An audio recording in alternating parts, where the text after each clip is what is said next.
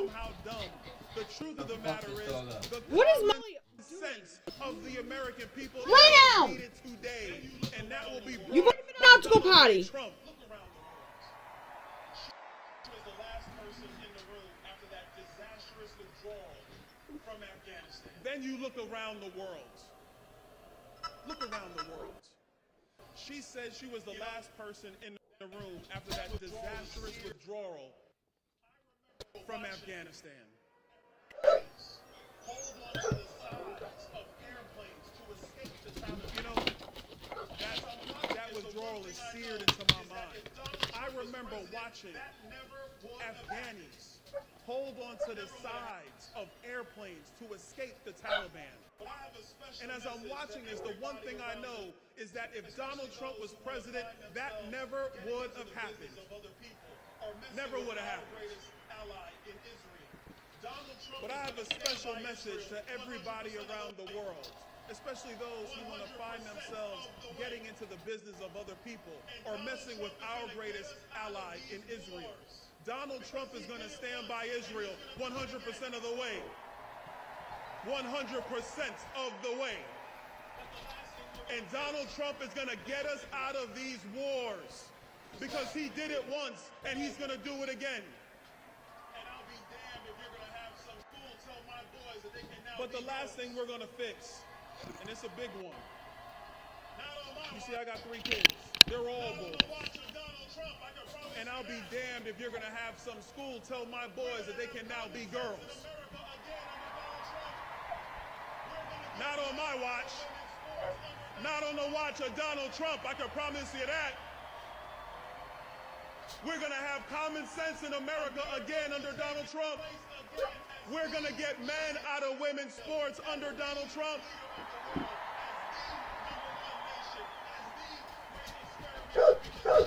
America will take its place again as the shining city on the hill, as the leader of the world, as the #1 nation, as the great experiment, because he's going to fix it once again. And together, New York and around America, we are going to make America great again. God bless you, New York.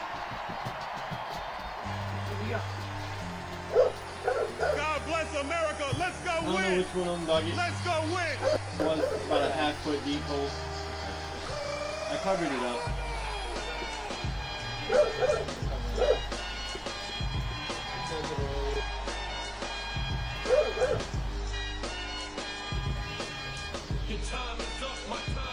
Literally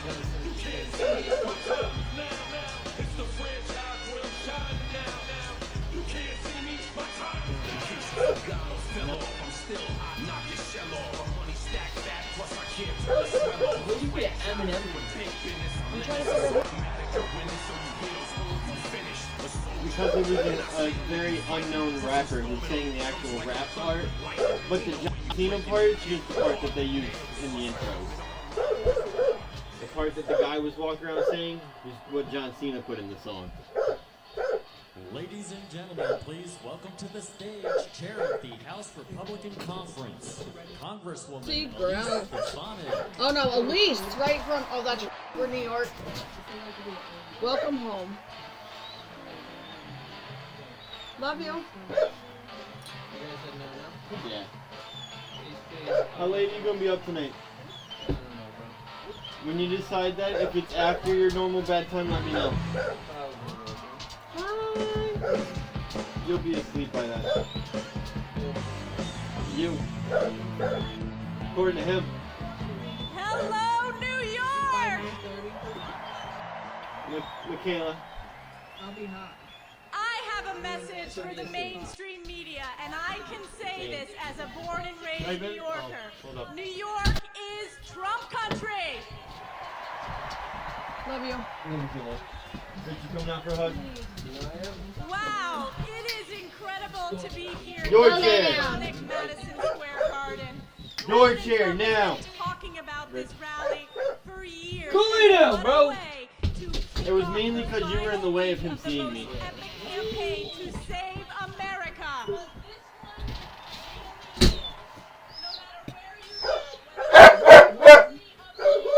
Every election, we say But this one really is. No matter where you go, whether it's in New York City, upstate New York, or in any of the swing states, people understand there is so much at stake. And it is we the people, when we vote for President Donald J. Trump, we the people will save America.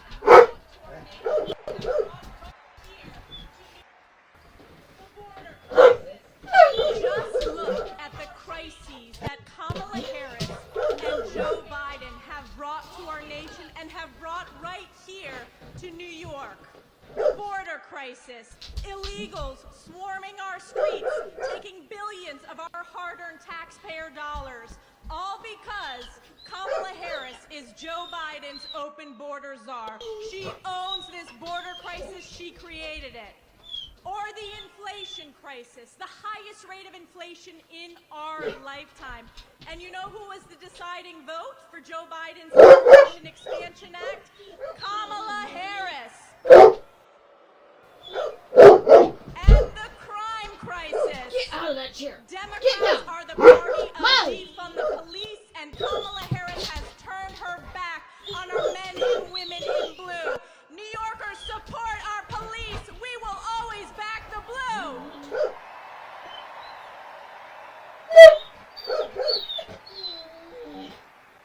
And then take a look around the world. What is happening? You had the catastrophic wall in Afghanistan. Kamala Harris was the last person in the room advising Joe Biden of that horrific mistake. You had Putin invading Ukraine, and then just over 1 year ago, we had our most precious ally, Israel, under attack from Iranian-backed Hamas terrorists. And Kamala Harris has turned her back on Israel. And what did we see? What did we see on our college campuses? We saw a skyrocketing of anti-Semitism. Back in the Let chair. me ask you all, did you see that committee hearing with those college presidents, now former college presidents? That's right. You're a snitch. What? I asked the presidents of Penn, MIT, and Harvard, does calling for the genocide of I did not say what time. University's code of conduct. And one after the other She doesn't know your said schedule. it depends on the context and the world heard.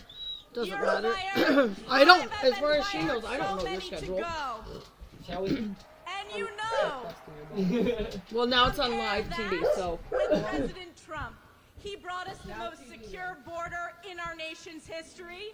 He brought us the strongest economy. The internet, right. He proudly supports our law enforcement, and he has and always will stand with Israel.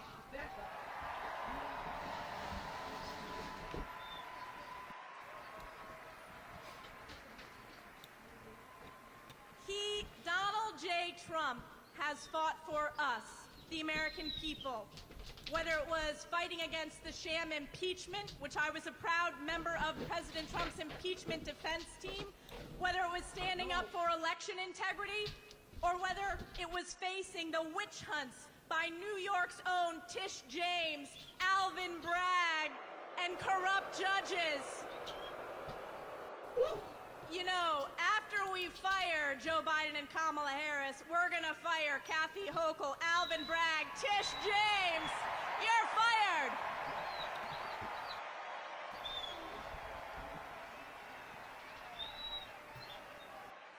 As I said, President Trump has fought for us.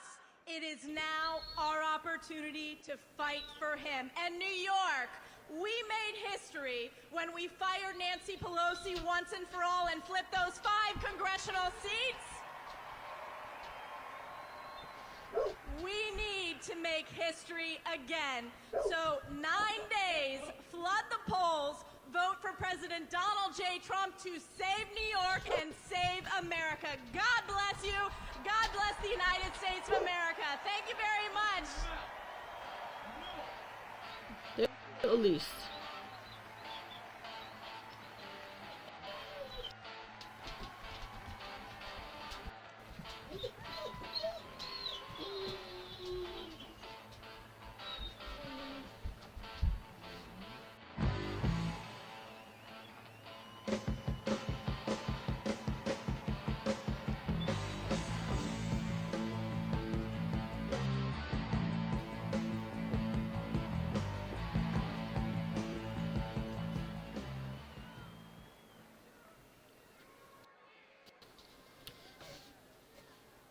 Ladies and gentlemen, please welcome to the stage Speaker of the U.S. House of Representatives, Mike Johnson.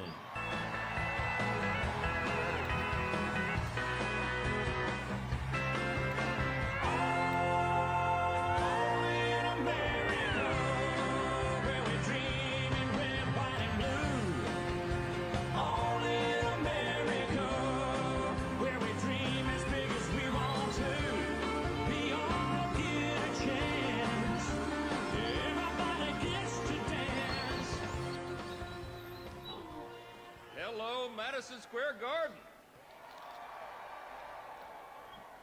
Is New York ready to make America great again? My friends, I came here tonight so excited to be with you. I came off of the field to give you a very important field report.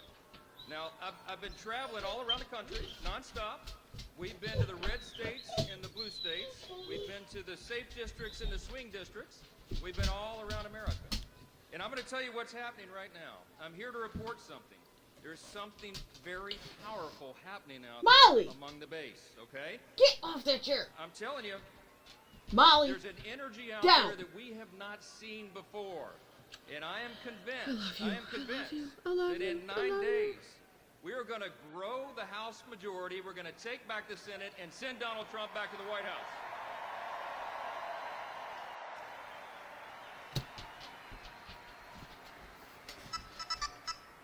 Let me tell you why that is. Let me tell you why that is. Because everywhere around the country, no matter where you live, everybody is fed up and they are fired up.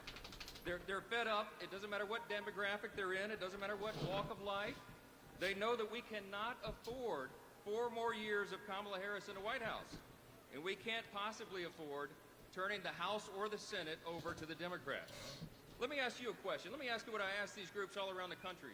Do you want 4 more years of open borders? I don't think you do. No.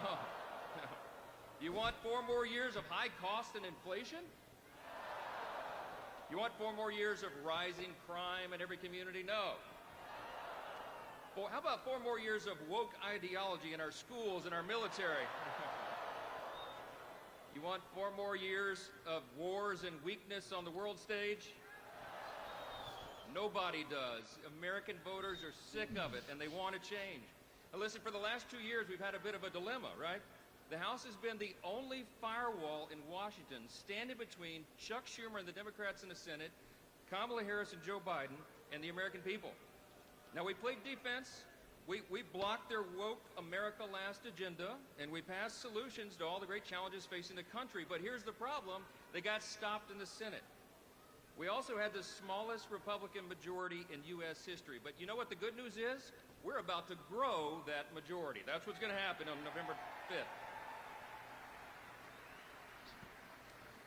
New York is going to make that happen. You're going to elect your incumbents here and our challengers, and you're going to make the big difference. And we need a Republican Senate so we can retire Chuck Schumer for good.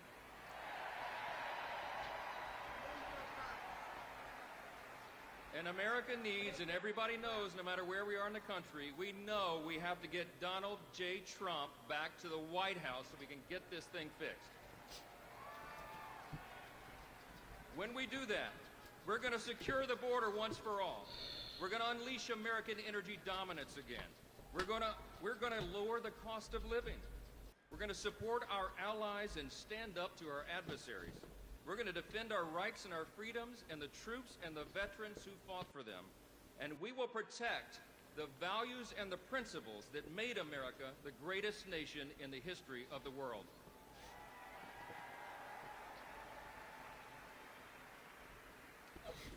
I'll just leave you with this thought. We're not in a battle this time just between 2 different political parties. It's much deeper than that. There's something much more fundamental going on. We're in a battle between 2 completely different visions for who we are as a nation and who we're going to be. We revere the founding principles. We revere our Judeo-Christian foundations. We revere individual freedom and limited government and the rule of law and peace through strength and fiscal responsibility, free markets, human dignity, secure borders. But the other team doesn't anymore, my friends. This is not your father's Democratic Party. They are now full on to Marxism and socialism. They don't envision for us to save the founding principles and the greatest nation in the history of the world. Instead, what they envision for us is that we would be some sort of European-style Marxist borderless utopia. We all know that's a dangerous fool's errand. You know what's going to happen in 9 days? The American people are going to let their voices be heard. We are going to take this country back.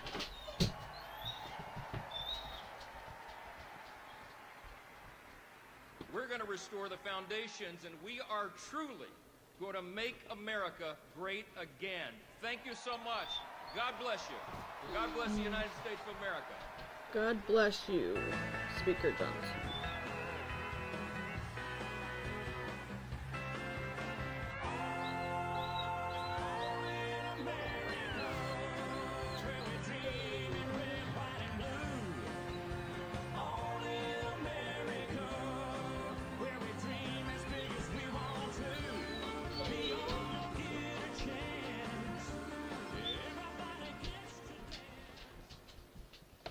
Ladies and gentlemen, please welcome to the stage Vivek Ramaswamy. Vivek! My second favorite. This is a good one. I've got that lightning inside me, son of a god. I'm like a titan that's rising, oh, just you watch. I'm stepping into fate. There is no time to waste. I've got that lightning inside me. This is how legends are made.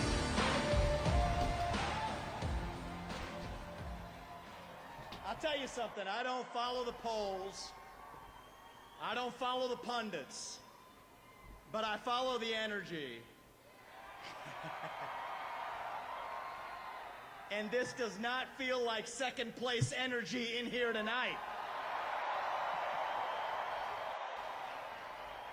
I had a friend of mine, smart guy, he's a billionaire, texted me this morning.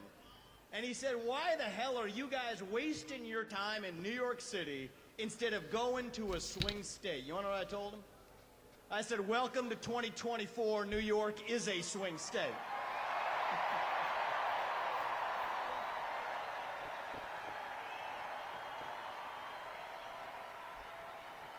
I got a message for Kamala Harris tonight. We're feeling the joy in New York City tonight, aren't we? And the only celebration bigger than this one right now is going to be on the evening of November 5th when we send Donald J. Trump back to the White House as your 47th president and commander-in-chief. And I'm looking around here, there's only one man who is going to be more happy than everybody else in this room when that happens, and that is going to be a man by the name of Joe Biden, actually. He is so pissed off about what they did to him. And you know, he's thinking it, but I'm going to say it. Identity politics never works in America. When you select somebody on the basis of their race and their gender, it always ends up being a disaster. And I'm actually talking about Tim Walz this time, by the way. It goes both ways. So listen up, guys. Last year, I became the youngest person ever to run for U.S. president as a Republican. And thank you. I appreciate that. And I'll tell you something about my generation. We are lost. We are hungry to be part of something bigger than ourselves. Yet we can't even answer what it means to be an American today. We're in the middle of a national identity crisis. Faith in God, patriotism, hard work, family. These things have disappeared only to be replaced by wokeism and transgenderism, climatism, COVIDism, depression, anxiety, fentanyl, suicide. These are symptoms of a deeper void of purpose and meaning in our country. And right now, we need to step up and fill that void with our own vision. Answer, what does it mean to be an American in the year 2024? It means we believe in the ideals of 1776. It means we believe in merit, that the best person gets the job regardless of their skin color, that you get ahead in this country, not on the color of your skin. but on the content of your character and your contributions. That's why we're done with the woke DEI agenda, bringing in meritocracy to America. It means we believe in the rule of law, and I say this as the kid of legal immigrants to this country. That means your first act of entering this country cannot break the law, and that is why if we've had the largest influx of illegals into this country in American history, we will have the largest mass deportation in American history. That is not racist or xenophobic. That is what it means to stand for the rule of law in the United States of America. It means we believe in self-governance, that the people we elect to run the government, for God's sake, ought to be the ones who actually run the government, not unelected bureaucrats in the deep state that are running the show today. So you want another mass deportation? Let's get 3 million federal bureaucrats out of the D.C. bureaucracy. That's the mass deportation that saves the country. I love the fact that Kamala has only come up once. What does it mean to be American? It means we have elections we can trust and believe in, and that means single-day voting on Election Day as a national holiday with paper ballots and government-issued ID to match the voter file. That's how we save the country after we win it this time by voting early. These are not black ideas or white ideas. They are American ideals that set this country into motion. We're in a war to revive them, and right now we need the commander-in-chief who will lead us to victory. That is your next president, Donald J. Trump.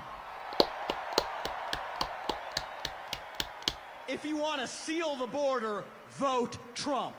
If you want to restore law and order in this country, vote Trump. If you want to grow the economy in this country, vote Trump. If you want to revive national pride in this country, vote Trump. If you want to stay out of World War III in this country, vote Trump. If you want to make America great again, vote Trump. I'm going to give you one more reason to vote Trump, and it's this. It's the one the media in the back, they won't talk about this. But they know it to be true. Why you keep coming over to cuddle, Donald but you Trump don't want to is cuddle? actually the president who will unite this country, actually. And we don't talk about that enough.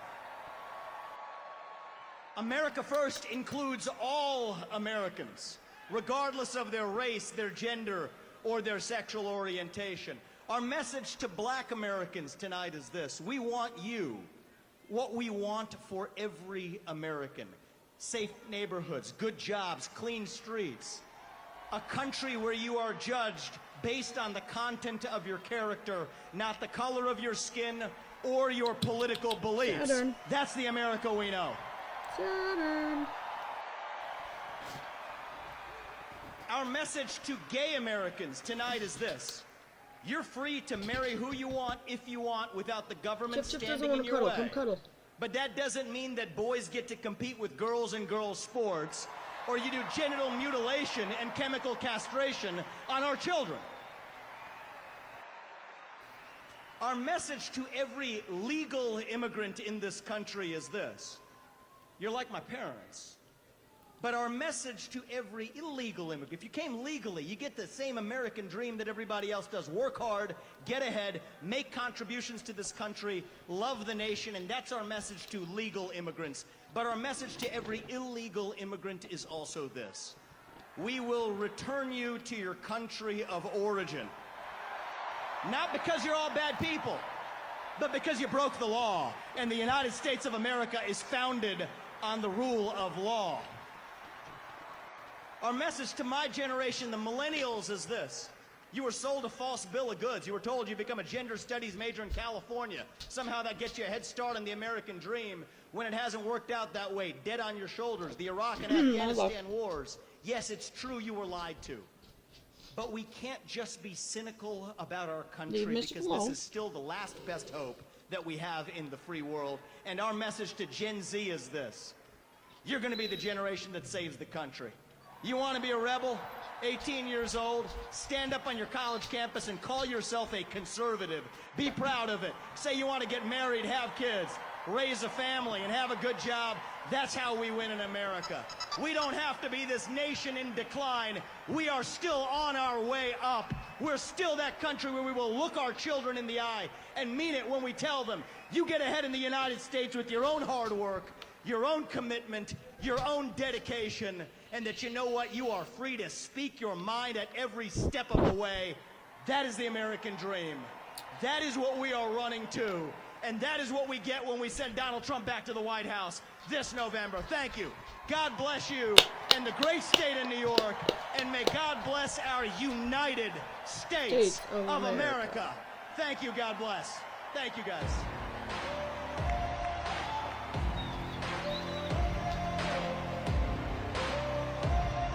Get out of the kitchen.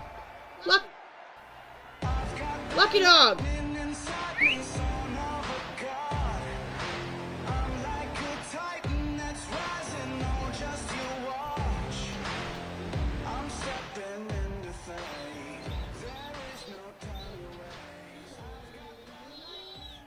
Lay down. Ladies and gentlemen, please welcome to the stage former Congresswoman Tulsi Gabbard. There she is.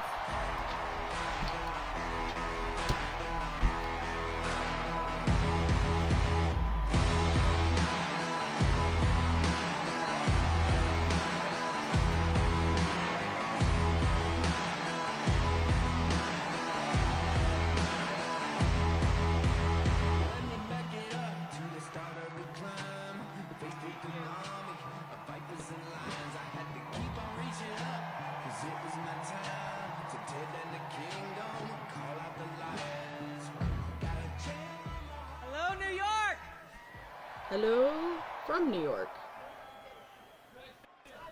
Join me as I say these words.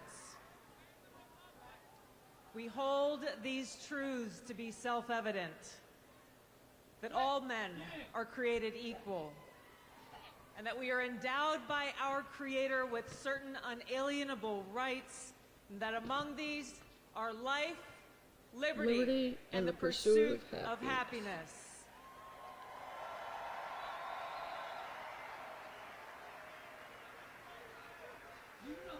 As we gather here today on this historic occasion, we stand together as proud Americans in understanding that these very rights are under attack. So we face this historic crossroads where our freedom and our future is in our hands. There's never been a more clear choice in any election in my life, and our ability to live in a truly peaceful and free and prosperous country is on the line. I love you too.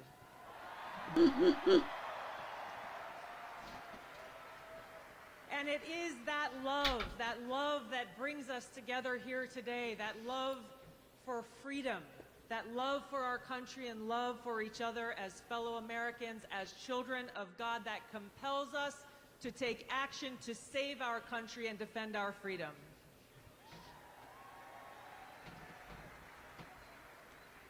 Now, this choice that we have before us is very personal to me. I'm a lieutenant colonel in the Army Reserve. I've served now for over 21 years.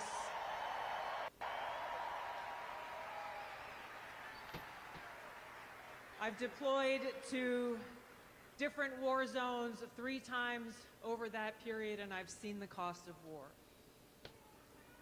For my brothers and sisters who paid the ultimate price, I carry their memories and their sacrifice in my heart every day.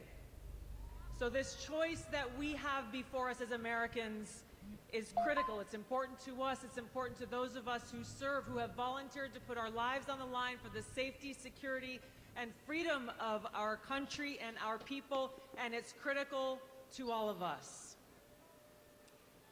Here is the choice that we have. A vote for Kamala Harris is a vote for Dick Cheney, and it's a vote for war, more war, likely World War III and nuclear war. That is facts. A vote for Donald Trump is a vote for a man who wants to end wars, not start them. That's facts. and who has demonstrated already that he has the courage and strength to stand up and fight for peace. A vote for Kamala Harris is a vote for open borders, where known violent criminals and Islamist terrorists are streaming across our borders, placing us at risk. A vote for Donald Trump is a vote for secure borders and safe communities, and a confidence that he will seek out those who seek to do us harm and get them out. A vote for Kamala Harris is a vote for economic hardship, high cost of living, poverty, and homelessness, and a vote for Donald Trump is a vote for economic prosperity and opportunity for every single one of us as Americans. A vote for Kamala Harris is a vote for censorship and a complete erosion of our fundamental and Not constitutional happy with all the rights and Kamala Harris freedoms. comments, though, guys. A vote for Donald Trump is a vote for someone who will defend freedom and every one of our leave God-given her rights out. that are enshrined in the Constitution and Bill of Rights.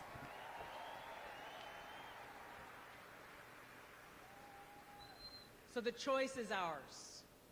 History will look back on us at this moment for the choice that we make. Did we choose war or peace? Did we choose poverty or prosperity? Did we choose censorship or freedom?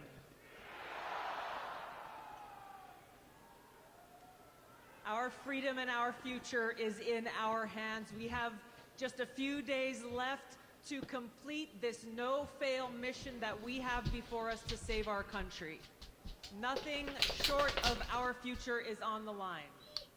So now, just as we've gathered here today in this historic place and this historic time, we will gather together all across this country, people of every race, ethnicity, religion, and creed, to stand together and defend our freedom and ensure our right to life, liberty, and the pursuit of happiness.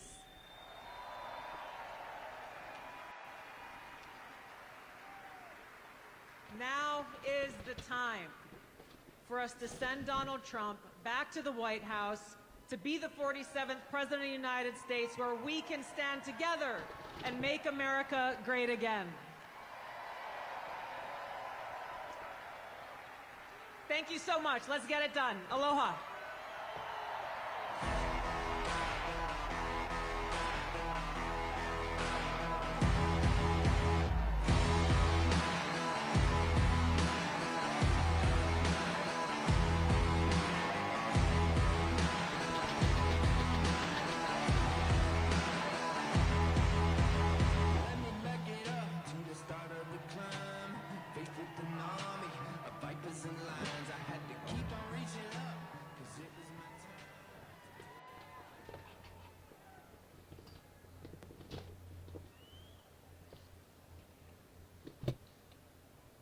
Ladies and gentlemen, please welcome to the stage former presidential candidate Robert F. Kennedy Jr.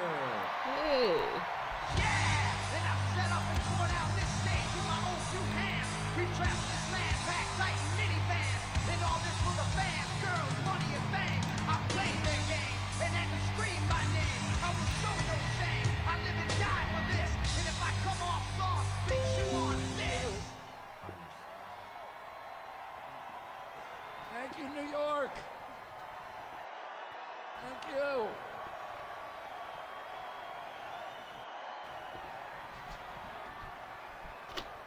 Hi, Sats.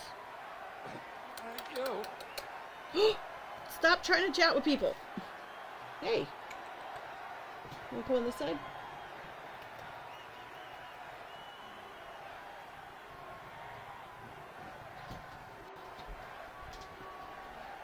MAGA, MAGA, MAGA.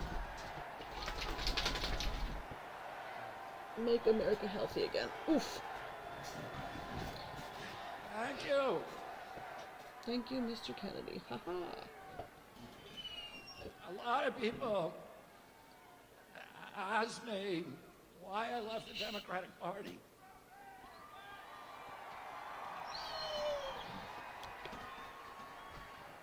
And I say I don't leave Oh, the Democratic what'd you do? Party. The Mischief. Democratic Party left me.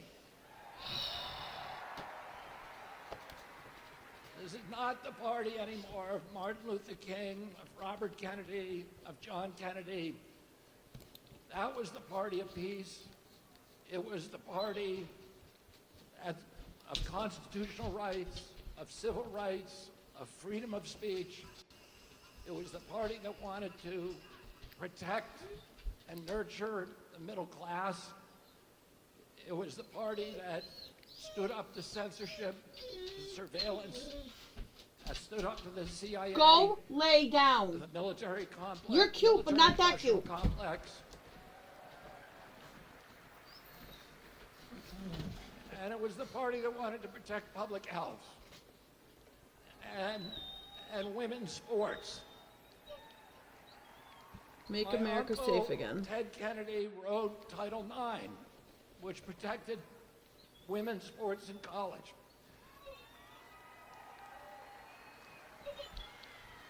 It was the party that believed in voting rights and fought for the right of every American to vote for the person of their choice. Today's Democratic Party is the party of war. It's the party of the CIA. You had Kamala Harris giving a speech at the Democratic Convention that was written by neocons, that was belligerent, pugnacious, that talked about the domination of the world by the United States through our weapons of war. It's the party today that wants to divide Americans. It's the party that is dismantling women's sports by letting men play women's sports.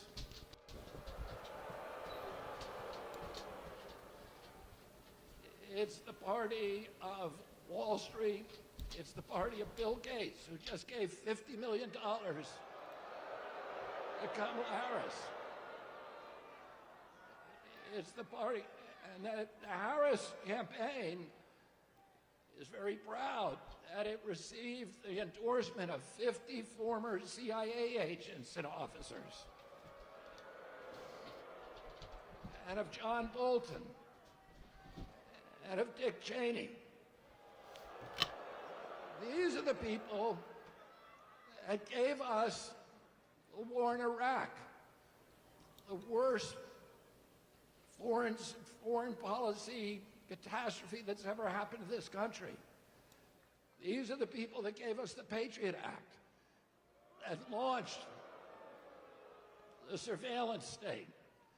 These are the people that are trying to undermine voting rights in this country by weaponizing the federal agencies against political candidates, including me and Donald Trump and all other political candidates that can't win an election. And instead of bringing in a candidate who wins the primaries, abolish the primaries, and then pick two candidates, anointed them without receiving votes. We don't even know how Kamala Harris received the nomination.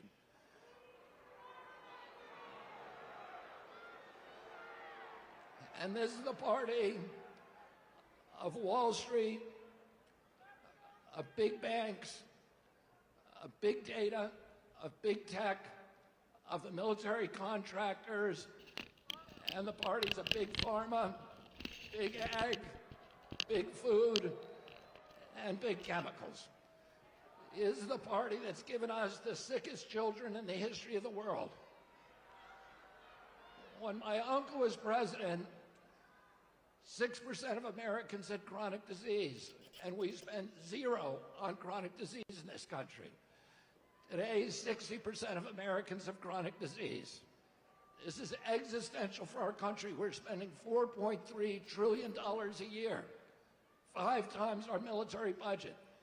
77% of American boys cannot qualify for military service because of chronic disease diagnoses. This is existential for our country. President Trump called me 3 hours after his shooting.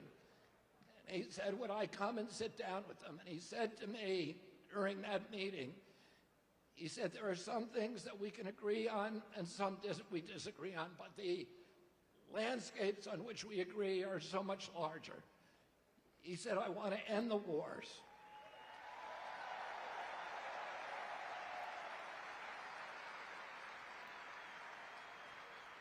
I want to end this surveillance and censorship. I want to protect the Constitution. I want to protect freedom of speech. I want to end the surveillance. I want to end the weaponization of government against American politicians. And I want to end the chronic disease epidemic. Now, don't you think that we deserve a president in this country who's going to restore the moral authority of the United States of America? Don't you think that we deserve a president who's going to end the warfare state and rebuild the middle class? Yes. Don't you want a president who's going to put America first?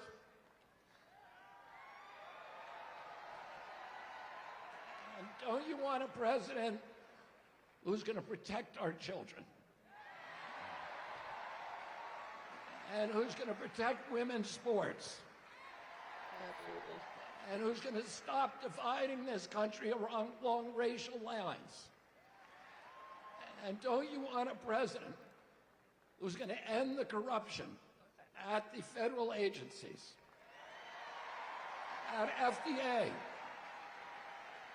at NIH, at CDC, and at the CIA? And don't you want a president who's going to make America healthy again?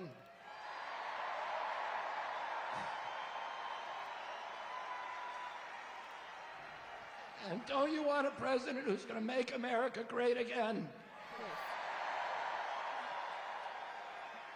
And we need to go to the polls on November 5th and vote for Donald Trump.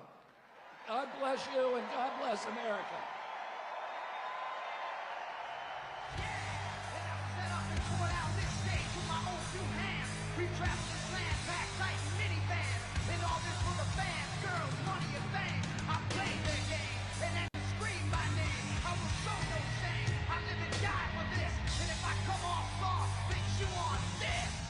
Are you scared?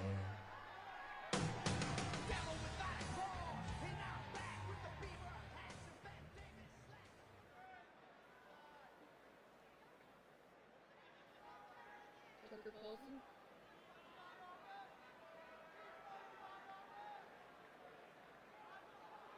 Ladies and gentlemen, please welcome to the stage Tucker Carlson.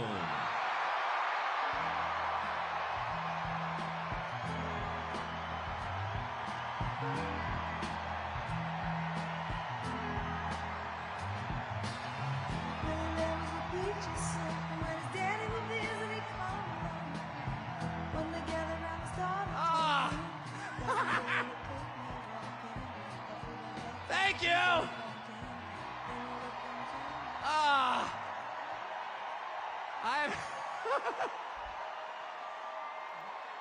I saw the Grateful Dead in this arena in 1987. I was seated right there. How weird. It's such an honor to be here, and it's wild. Just another day following Bobby Kennedy Jr. at a Donald Trump rally in Madison Square Garden. I mean, what? That's totally normal. Liz Cheney's out there with Kamala Harris. And there's Bobby Kennedy calling to protect women's sports at a Trump rally.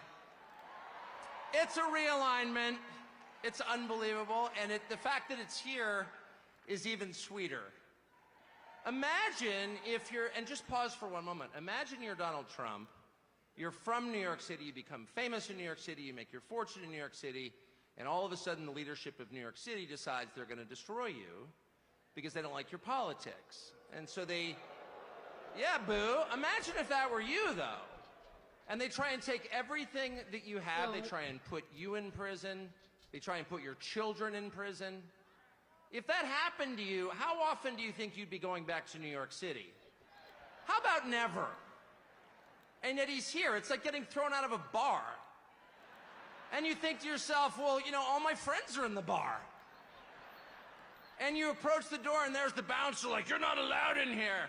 But from behind the bouncer, you hear the cheers of your friend, come on in! And the bouncer hangs his head in shame. Ugh. He's embarrassed that he's working for the man trying to keep the most popular person out of the bar. And that's Donald Trump back in the city that produced him with no embarrassment at all, in a room full of his friends. The stones that takes, the bravery that takes, is incredible. Donald Trump's gonna win. He's gonna win. I know that that's true. Why is Donald Trump gonna win? The people he's about to defeat have no idea. And they're panicked. They have no idea why people like Donald Trump. And their first theory was, well, Donald Trump is evil, so half the country's evil also. And that's one of the reasons they spent the last 4 years trying to destroy the country, because they're mad at its voters for liking Donald Trump. How much easier would it have been just to pause for 20 minutes and ask yourself honestly in some silent place, why do people like Donald Trump?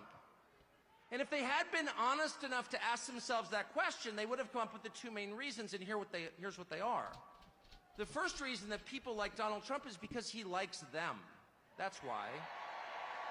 And it's real. Affection is something you can't fake.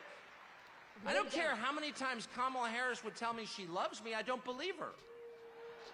I saw her kiss her husband with a mask on. A mask on. That's her version of love. It's fake. It's not real. They spent 10 years telling you Trump is a hater. Do you feel that on him? No, you don't. Because it's not there. I've spent a lot of time with Trump. And there's not one moment I've ever been with him off camera where he's spending his time grousing about people he hates. Ever. He's talking about the people and the country he loves in his private time. Trust me. And people know, in a country that has been taken over by a leadership class that actually despises them and their values and their history and their culture and their customs, really hates them, to the point that it's trying to replace them, they know someone who actually has affection for them, and that's Donald Trump. And it's requited. It's requited. They know. When he goes to McDonald's and serves fries, like, he's not faking that at all. That's why that worked. Democratic media consultants are like, how is that working? Because it's real. That's why. And the second reason that people love Trump, and I put myself in this category, it's why I'm here today, is because he's liberated us in the deepest and truest sense. And the liberation he has brought to us is the liberation from the obligation to tell lies. Donald Trump has made it possible for the rest of us to tell the truth about the world around us. And that's the single most liberating thing you can do for people. If you want to enslave people, if you want to degrade them, force them to tell lies. And they have. They forced us to lie about everything at gunpoint, effectively. They put people in prison for refusing to lie. And not just the obvious lies that men can become women, or Vladimir Putin blew up the Nord Stream pipeline. No, honestly, he did. January 6th was an insurrection. They were unarmed, but it was very insurrection-y. Not even the obvious ones, but the big lie. You know what the big lie is? The big lie is that they're impressive. That's what the big lie is. That the people in charge have somehow earned the right to rule over you, and they haven't. And you know that. These are the single most useless people in the United States. They have no skills whatsoever. They've got 3/4 of the money, and they didn't earn it. They set up a system precisely for the purpose of awarding themselves wealth and power when it's undeserved. You look at Liz Cheney and you ask yourself honestly, what skill could she possibly have that allowed her to send hundreds of thousands of people to their deaths? Did she earn that? I don't think she did. No fair system would make Liz Cheney powerful. No fair system would make Larry Fink rich. No fair system would elevate someone like Kamala Harris to a presidential nomination. She's never been accused of doing anything useful. She has precisely no achievements. She's a nominee without getting a single vote. She is a metaphor for the system they created to make themselves rich and powerful, and then they have the gall to lecture you, the people who can actually change a flat tire and repair a power grid, who have useful jobs, who pay your taxes and work 40 hours a week, lecture you that you are somehow immoral. And Donald Trump has empowered the rest of us through mostly just sticking around in the face of their hate and abuse and persecution. He has given the rest of us the right to call BS on the charade. No, you are not better than us. No, you are not smarter than us. No, you do not deserve what you have. You probably stole it. No, you're not going to bully me into silence anymore. And I can promise you at this point, 9 days out, when Robert F. Kennedy Jr. and Elon Musk and Tulsi Gabbard and pretty much every high school senior and college shorty girl in the country has come out finally and said, yeah, I am for Donald Trump, actually. When the entire country has realized there is nothing embarrassing about this, what's embarrassing is to take a perfectly great country and destroy it, as they have. I'm not ashamed. You should be. At that moment, it's going to be pretty tough for them, 10 days from now, to look in the eye to America with a straight face. It's going to be pretty hard to look at us and say, you know what? Kamala Harris, she got 85 million votes because she's just so impressive. As the first Samoan, Malaysian, low IQ, former California prosecutor ever to be elected president, it was just a groundswell of popular support. And anyone who thinks otherwise is just a freak or a criminal. At this stage of the game, after 9 years of listening to their lies and finding every single one of them totally false, no, it's not safe and effective, and no, she's not impressive. It's very hard for me to believe the rest of us are going to say, you know what, Joe Scarborough, you're right. You're right. She won fair and square because she's just so impressive. I don't think so. And to me, that is liberation. It's the freedom to say what's obviously true as a free man and not a slave. And I just want to say thank you, Donald Trump, for that.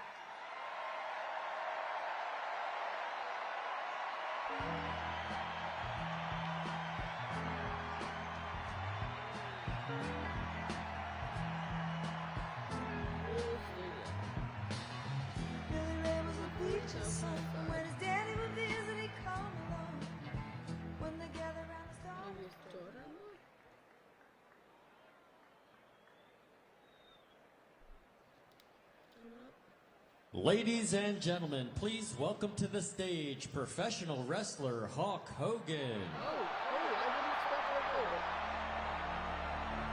I am a real American, fight for the rights of every man. I am a real American, fight for what's right, fight for your life.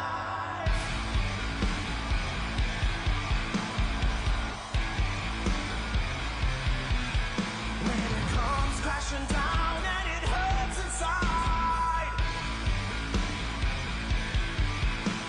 you gotta take a stand, it don't hurt to hide.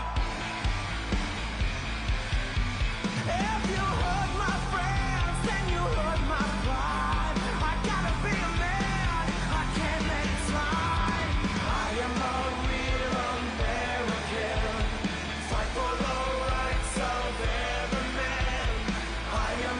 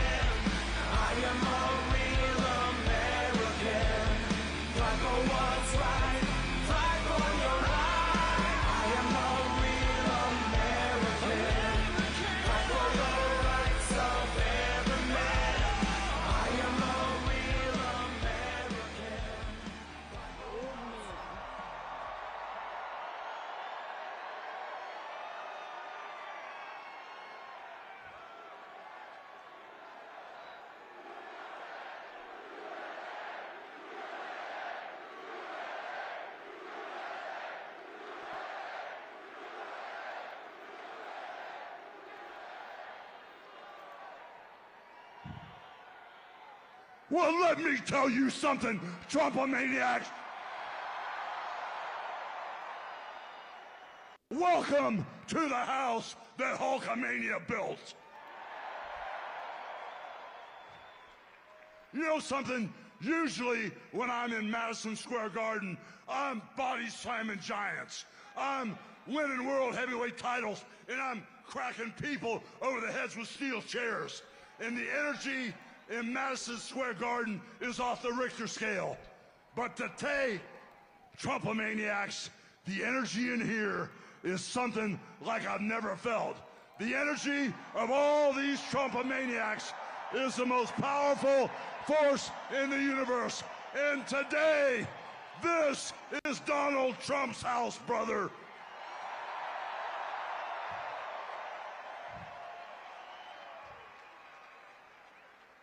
You know something, Trump maniacs? I don't see no stinking Nazis in here. I don't see no stinking domestic terrorists in here. The only thing I see in here are a bunch of hard-working men and women that are real Americans, brother.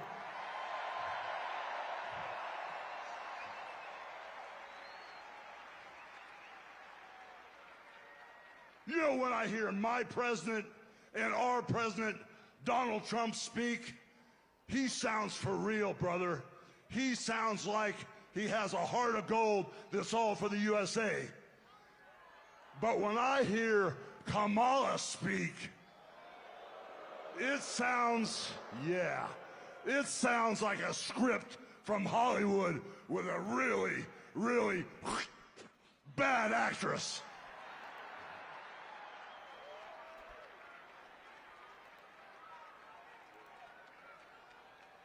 You know, Kamala is responsible for the border crisis, and Kamala is also responsible for inflation. And then you know something? She acts like she's the victim. And then all of a sudden, she flips, she flops, she spins and turns it around and acts like she's gonna be the damn hero. Really? But we all know Trump is the only man that can fix this country today. And with Trump as our commander-in-chief, peace through strength will fix all the problems in the Middle East.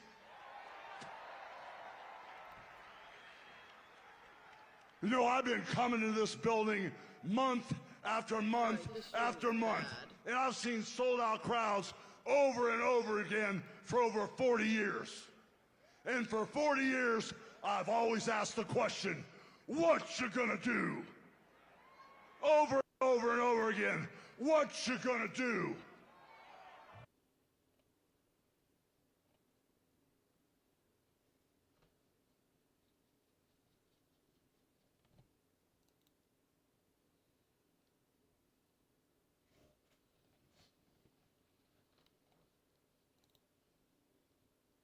Why are you all lit up?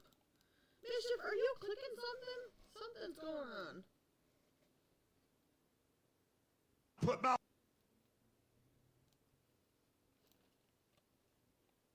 What you gonna do about keeping America safe, brother? And what you gonna do about putting God in our homes, in our country, and our schools? So I guess we're all on the same page. So I got one final question for you. What you gonna do, and who's gonna make America great again? God bless Donald Trump. He's our next president. MAGA 2024.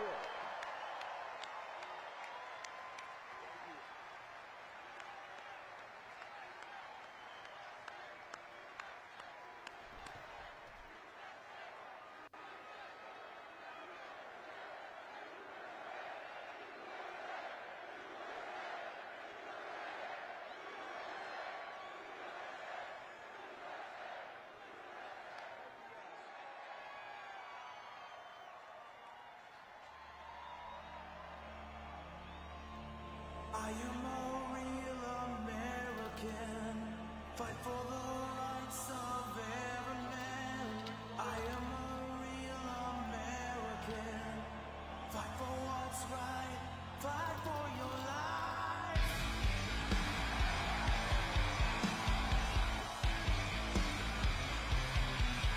When it comes crashing down and it hurts inside, you gotta take a stand, it don't hurt to hide. If you hurt my friends, then you hurt my pride. I gotta be a man, I can't let it slide. I am a real American. Fight for the rights of every man. I am a real American. Fight for what's right, fight for your life.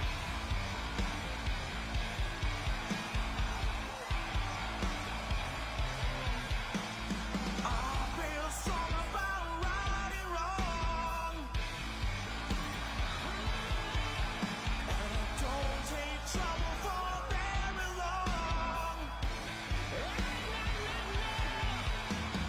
I'll get something deep inside of me. Courage is the thing that keeps us free. I am a real American. Fight for the rights of every man.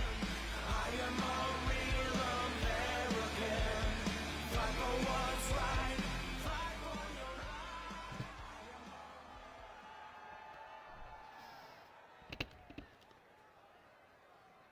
Ladies and gentlemen, please welcome to the stage founder of Marriage Street Media, Dr. Phil McGraw.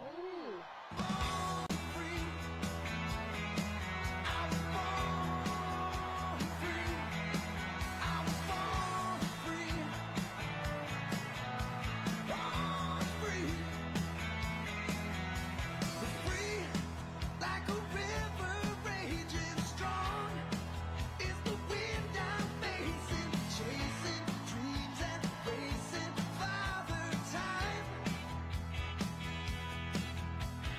Deep like the grandest canyon, wild like an untamed stallion. If you can't see my heart, you must be blind. You can knock me down and watch me bleed, but you can't keep no chains on me. I was born free.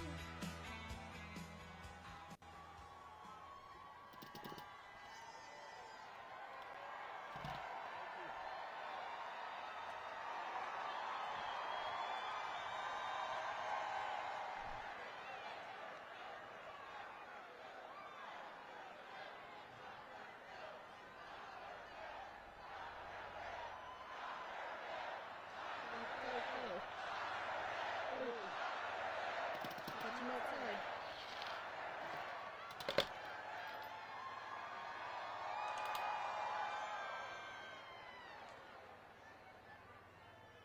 Well,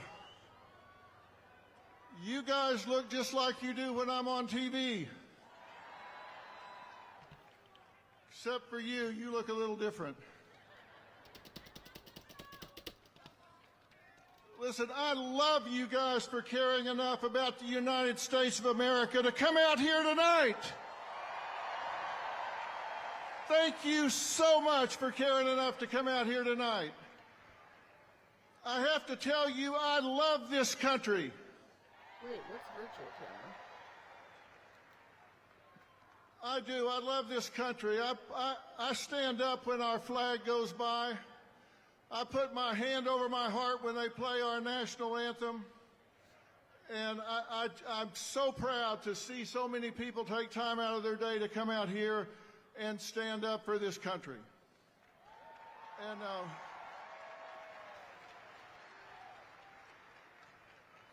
And strangely enough, I'm not here just to stand up for Donald J. Trump. Lord knows he doesn't need me to stand up for him. He's tough as an old army boot. He's got lots of enemies, different groups that are scared, and between them, they have impeached him, indicted him, raided him, railroaded him, shot him, and sued him. And where is he? He is still standing.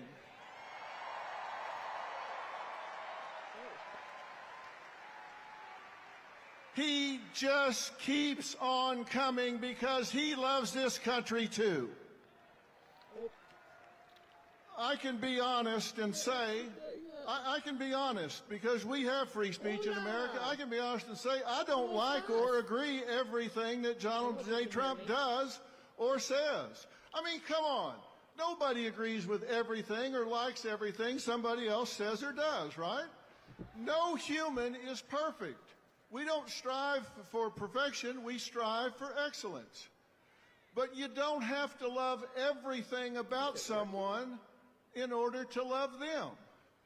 No. And the last thing he needs is some celebrity endorsement.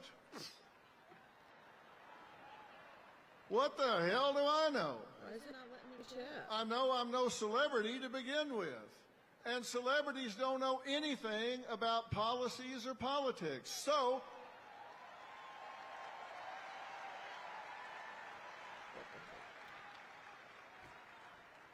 only difference between me and them is I'm willing to admit it.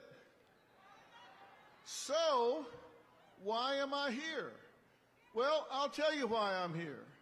I'm here to talk to and stand up for the people who have declared their support for Donald J. Trump, or they got found out, or they want to do it, but they're too intimidated.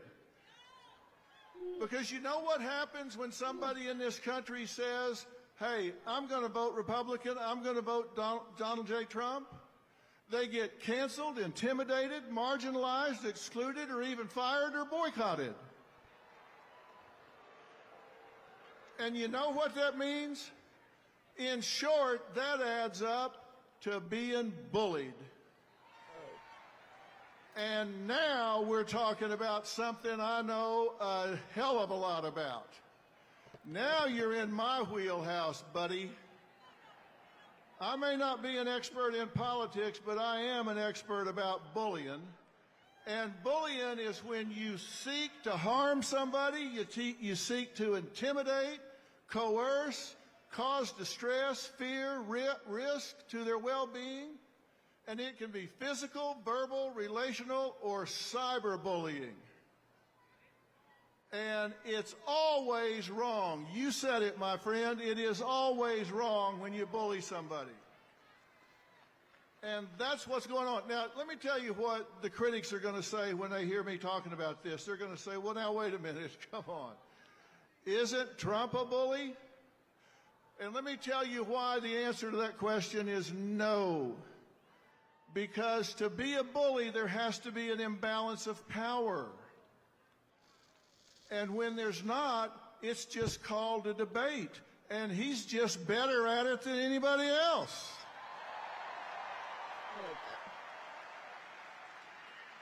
It's called debating. It's called arguing. It's just, it may even name calling, but it's not bullying unless there's an imbalance of power. And whoever he talks to, they've got a microphone, they got on their big boy pants, they got a stage, they got everything else. He's just better at it. And the same thing is true. When the Democrats or Harris call him fascist, Hitler, racist, misogynist, or a crook, is that bullying? Well, not really. It's ugly. But with the First Amendment, which we all want to keep, there's no imbalance of power, so it's not bullying. It's just like when he does. It may not be the best use of energy, but when you attack civilians, when you attack a citizen, and you use the power of the internet, you use mob mentality, you incite people to gang up and cause boycotts, then it's beyond ugly. And that's what's happening in this country right now, and that's not okay.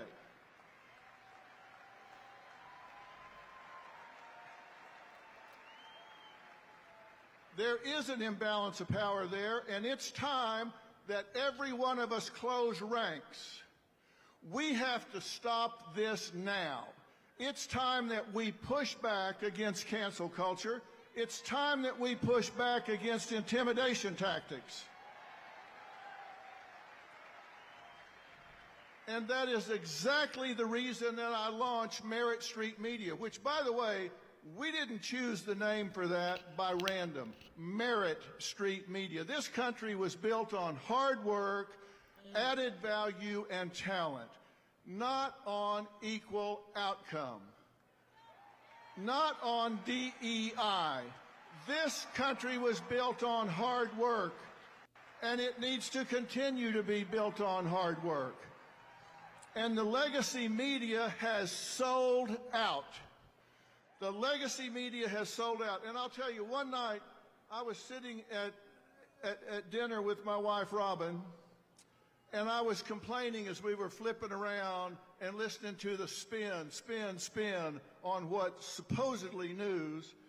And I said, damn, I'm tired of listening to all this media spin and everything. And without even looking up, she said, well, you are the media. Why don't you do something about it? She said, you got bigger ratings than the four of them combined. Why don't you do something about it? Good point.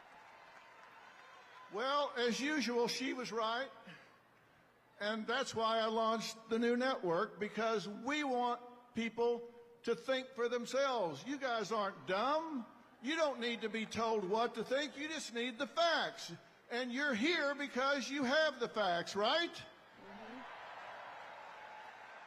You're here because you recognize when legacy media edits answers and gives you what they want you to hear instead of the truth. And when they start editing their candidates' answers, they've lost their moral compass. They've lost their way. And I would love to say it's equal on both sides, but I'll guarantee you, when Beyonce, George Clooney, De Niro, and Lizzo come out and say they're for Kamala Harris, when they all come out and say they're for Kamala Harris, did you read anything or hear anything in the media criticizing it? No. But you watch what happens tomorrow morning when people find out I came here to talk to you.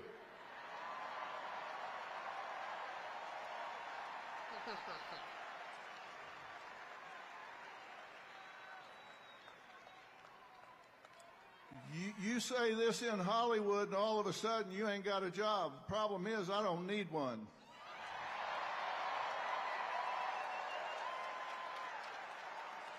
I don't need a job because I got you. That's true. And I've got a question for all of us. Have we lost our minds? We have the First Amendment in America where our government has said we will pass no laws to infringe on our freedoms for religion and speech. So that's the law, but we're muzzling each other. What is going on? We have a law that protects free speech, so we start taking it away from each other? Are you kidding me? We can't allow that to happen. We cannot encourage it. And let me tell you something about bullying. Bullies are bad, right? Let me tell you what else is bad. Bystanders. If you are a bystander, if you are watching somebody get picked on, if you're watching somebody get bullied, and you don't do anything about it, you're just as guilty as the bully that's doing the bullying. Mm-hmm. Am I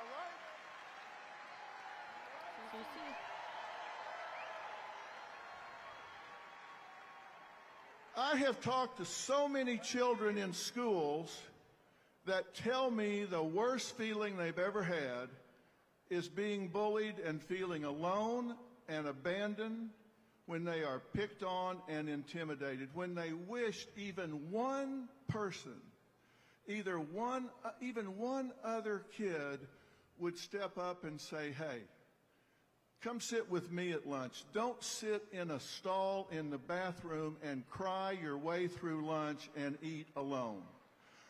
We're not going to let you be alone. And it's the same thing with adults. Adults don't want to be cut out of the herd and feel like they're alone. The number one need in all people is acceptance.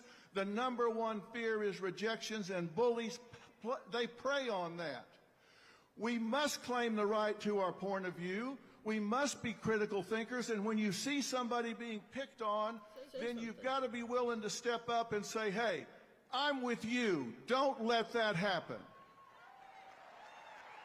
And you've got to know why you're strong on the issues you're strong on. You've got to know why you're strong on affordability and safety and security and the border and family care for men and women and law and order and your core values for your children's education and our military.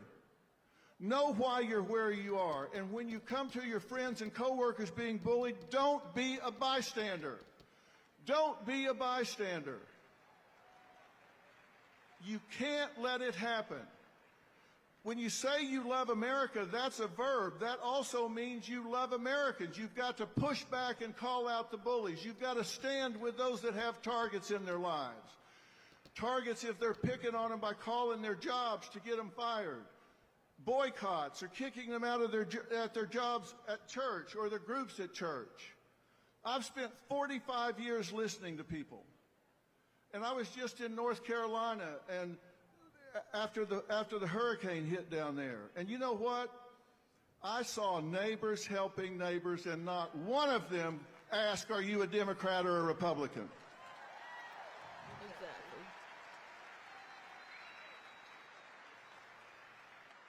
I saw neighbors helping neighbors, and we need to unify this country.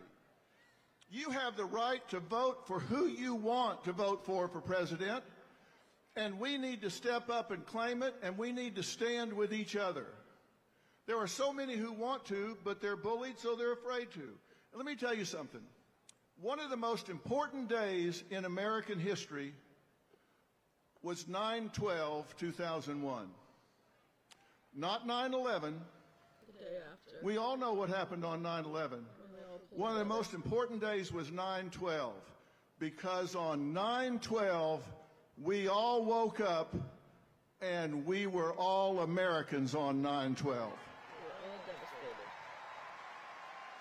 If you were an American on 9/12, stand up right now. If you were an American on 9/12, stand up right now. That's who we were. That's who we are. And the difference between winners and losers is winners do things losers don't want to do. And we have to stand proud to help our neighbors who want to vote their conscience and not be afraid. No one should be alone. No one should feel abandoned. No one should have their business boycotted. If you hear somebody's getting their business boycotted, you should get your friends and make sure their business gets doubled. If somebody pulls their advertising from your friend's business, you should let those advertisers know you're going to spend the rest of your life making sure that advertiser is boycotted until they do the right thing. You need to let people know this is over in America. We're going to unify this country. We're going to listen and not be intimidated. We're going to go out and lead by example. Let's quit complaining about what is and start doing something about it. If your neighbor wants to vote the other way, say fine, go vote the other way. I'll love you anyway. Let's lead by example. If they want to do it, let them do it. Love them anyway. But as for you, the collective you, I don't want you to just listen and say, nice talk, Dr. Phil. I want you to march in your life. I want you to march with your beliefs. I want you to not be intimidated. Don't be stopped, and don't just vote. Take 5 people with you. Like I said, the difference between winners and losers is winners do things losers don't want to do. And what they do is they take actions toward known outcomes. They deal with the truth. They set goals, and they go after them with passion. And it's time for us to bring it home. It's time for us to bring it home. It's time for us to be winners. Winners, winners, winners.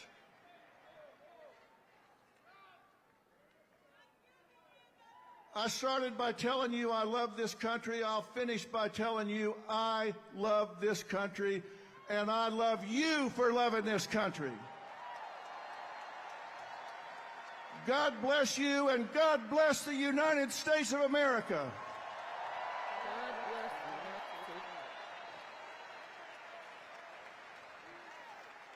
And before I leave, ladies and gentlemen, please welcome the next Vice President of the United States, Senator J.D. Vance.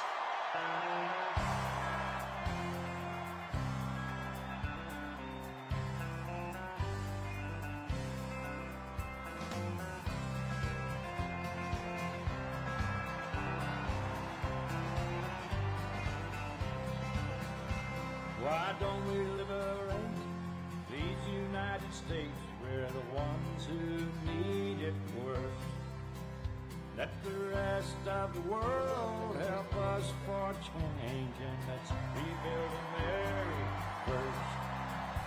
Our highways and bridges are falling apart. Who's blessed?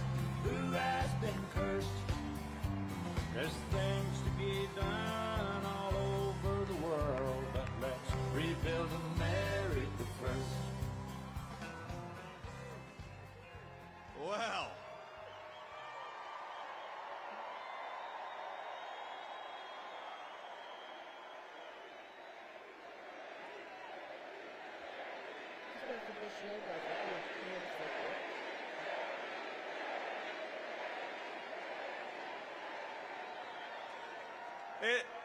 It is an honor to be here with all of you at Madison Square Garden.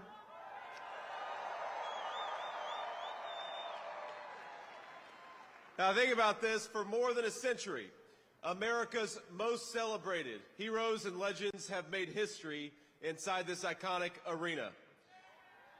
This, where we stand, is where the greatest of all time, Muhammad Ali, faced Joe Frazier in the fight of the century.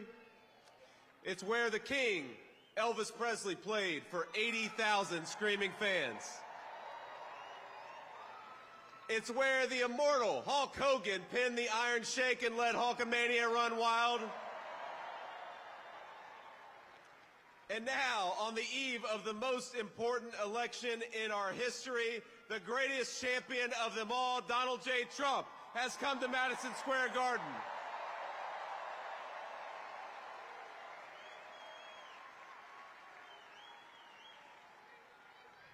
And I believe in just 8 short days, we are going to turn the United States of America red and make Donald J. Trump the President of the United States.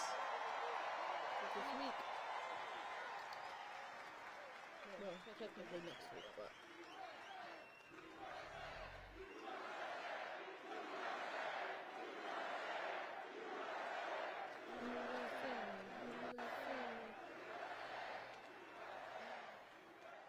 Now, my friends, I've got the easiest job in American politics.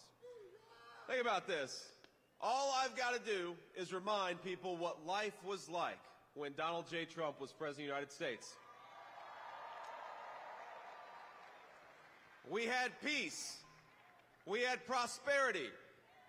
Take-home pay was rising the fastest that it had in 40 years. Inflation was at 1.5%, the lowest that it had been in a generation. Gas and groceries were affordable. And when Donald Trump was president, we had the most secure border in the history of this country.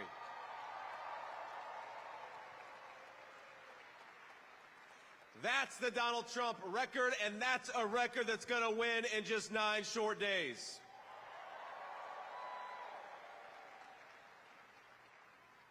Now, I'm going to maybe surprise a little bit of the folks in this arena, because I'm going to be a little bipartisan here. I'm going to talk about Governor Tim Walz, and I got to be honest with you, I feel bad for him. No. We ought to spare a prayer for Governor Tim Walz, because he's got the hardest job in American politics. He's got to convince the American...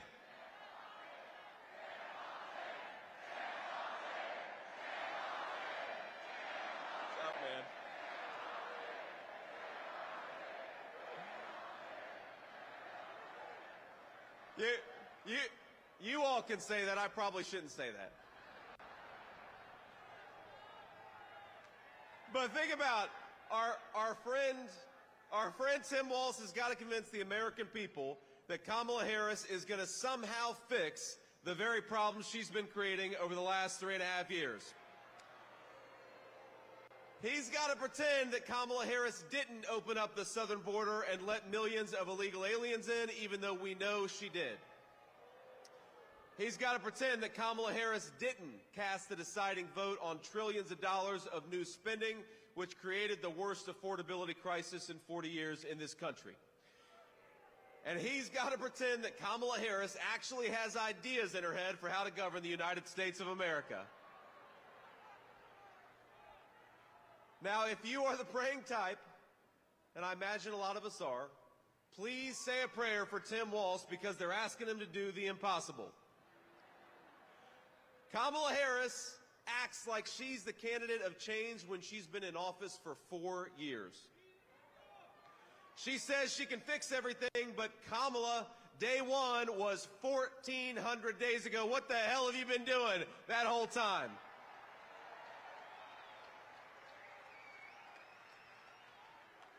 Now, my favorite Kamala Harris moment is that when somebody asks her for specifics on how she'll make life more affordable or groceries cheaper, she'll say, well, I grew up in a middle-class family. You say, Kamala Harris, how are you going to close down the southern border? Because for 4 years you've left it wide open. And she'll say, well, I made the hash browns when I worked at McDonald's and I was pretty good at it. And anybody with a lick of common sense is saying, Kamala Harris, you didn't answer the question.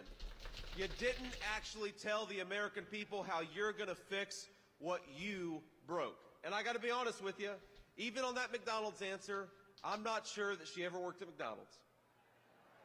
In fact, I think our president, Donald J. Trump, has probably worked at McDonald's for longer than Kamala Harris has.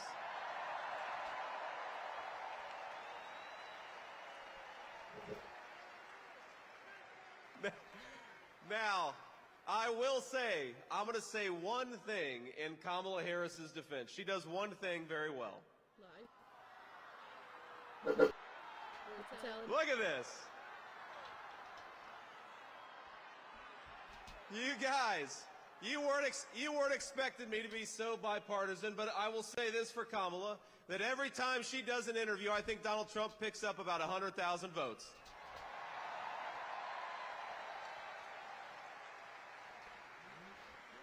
Now, we're, of course, in one of the proud baseball cities in the United States of America. So you know the problem with a softball interview is that you've got to be able to hit a softball still. And that's the problem with Kamala Harris, is I don't think that she could hit a T-ball based on what we've seen over the last couple of weeks. When she was asked what she would do differently compared to Joe Biden, she said, nothing comes to mind. Go lay down. She's running on how she's going to be different, but she couldn't name a single thing that she would do differently than Joe Biden. Now, I will say that could be the Kamala Harris official campaign slogan. Kamala Harris, nothing comes to mind.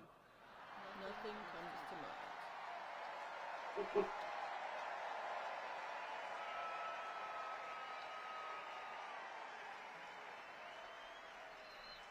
Now, the other day, CNN asked if she had made any mistakes as vice president. Now, here's what she actually said, and I am quoting word for word. She said, in my role as vice president, I mean, I've probably worked very hard at making sure that I am well-versed on issues, and I think that is very important. It's a mistake not to be well-versed on an issue and feel compelled to answer a question. Now, I have no idea what any of that means, and frankly, neither do any of you. None of us know what the hell she says. Now, she may not be able to name any of her mistakes, but the American people sure can. And 9 days from now, we're going to tell Kamala Harris you're fired. Go back to San Francisco where you belong. Get the hell out of the White House.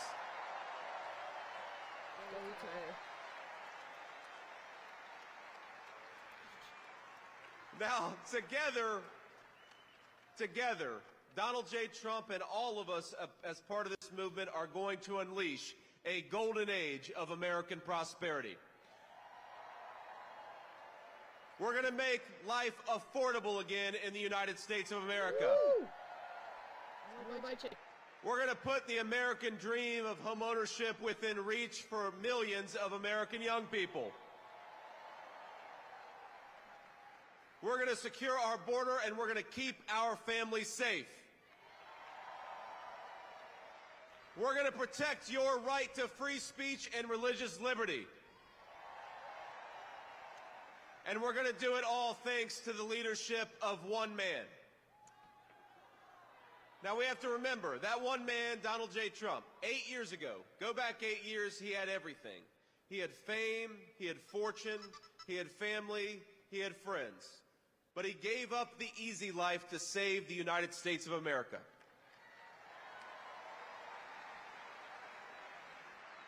When they couldn't beat him, they tried to bankrupt him.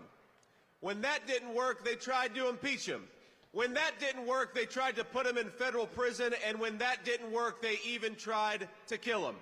But as sure as the American flag still waves, Donald Trump still stands, ready to fight, ready to win, and ready to make America great again. God bless you all. Thank you so much. Let's do it.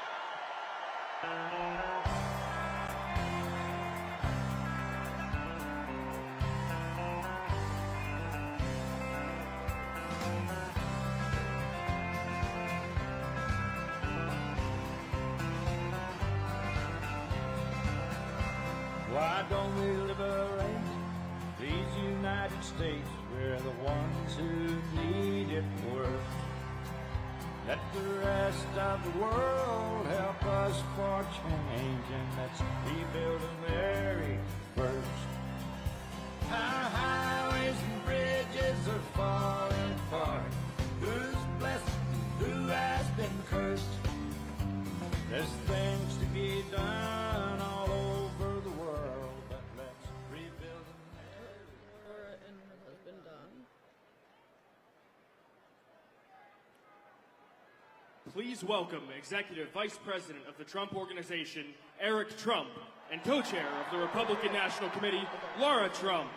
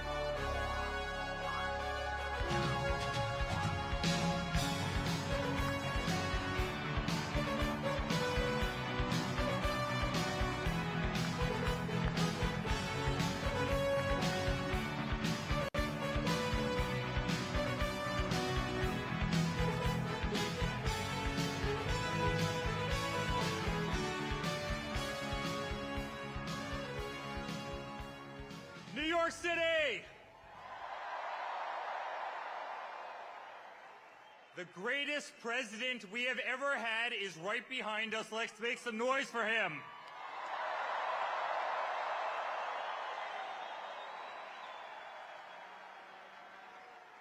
Guys, this isn't politics. This isn't politics. This is a family. It's hard. We love you too. We love you too.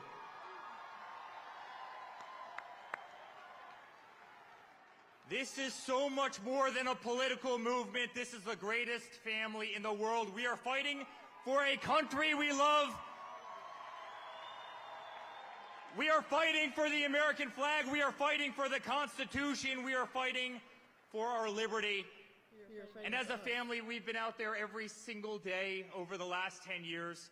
They've tried everything they could to destroy my father, to destroy us.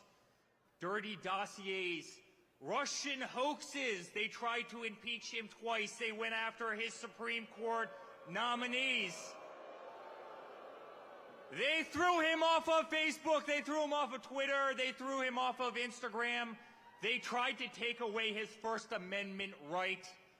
Guys, they tried absolutely everything. They weaponized every DA and every AG in this country to try and take down my father.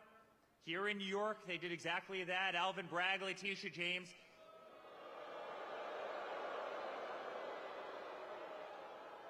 They tried to destroy his life. They tried to take him off the ballot in Colorado. They tried to take him off the ballot in Maine.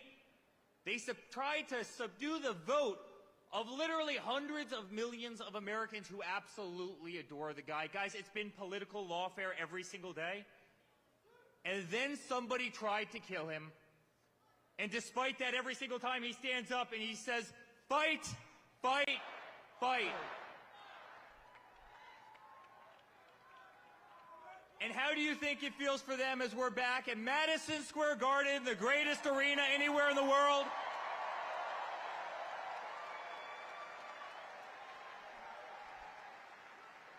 Guys, I saw the Rangers play here and win the Cup in '94.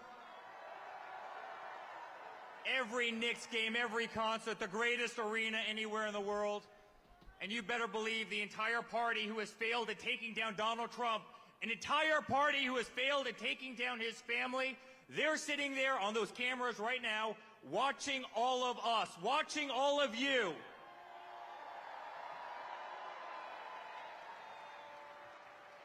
Almost 200,000 people tried to get into this event tonight. Out in the park. Killed it.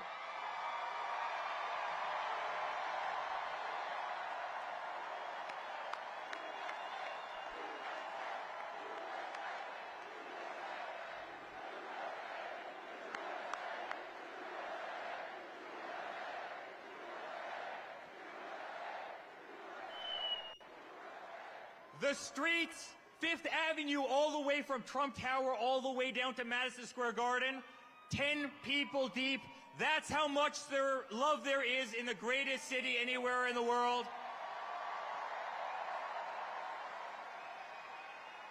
Guys, in 9 days, we're gonna win. We're gonna win.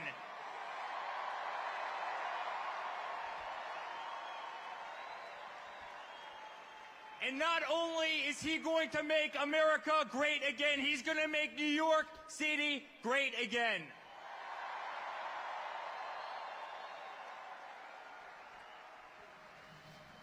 So on behalf of our entire family, thank you. Thank you for being on the greatest ride I could have ever possibly been a part of. Thank you for 10 incredible years. I want you to know, and I speak on behalf of my entire family, I want you to know that we will never stop fighting. My father will never stop fighting. Laura will never stop fighting. I'll never stop fighting. We live in the greatest country in the world. We are not going to allow that to slip away. And I promise you guys the best days of this nation are ahead of us. I love you very much. New York, it's an honor to be here.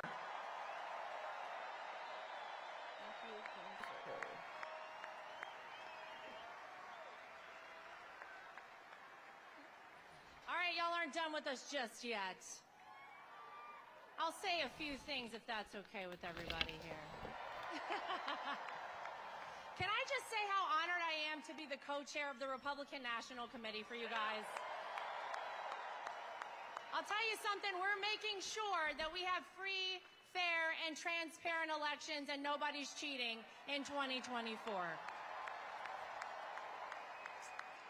Guys, we are 9 days away from making sure we send a loud and clear message to the mainstream media, to the establishment, to the Democrats, to Hollywood, that it is not them. It is we, the people, who choose our president, and we're choosing Donald J. Trump.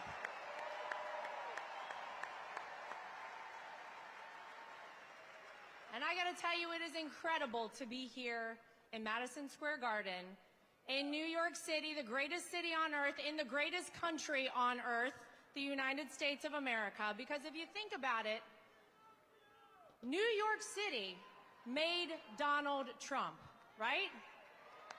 But Donald Trump also made New York City.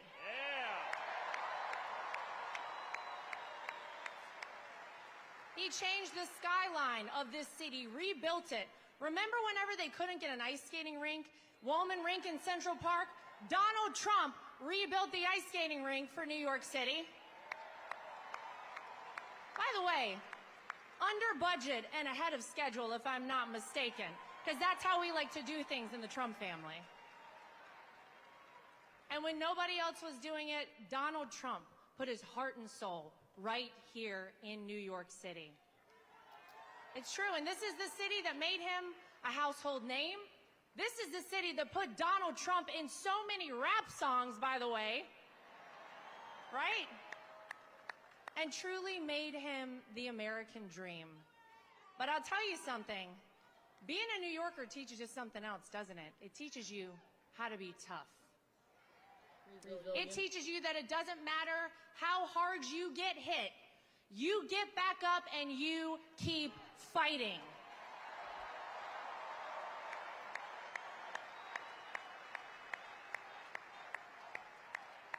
When they impeach you, you keep fighting. When they indict you, you keep fighting. When they take a mugshot of you, the greatest mugshot in the history of the world,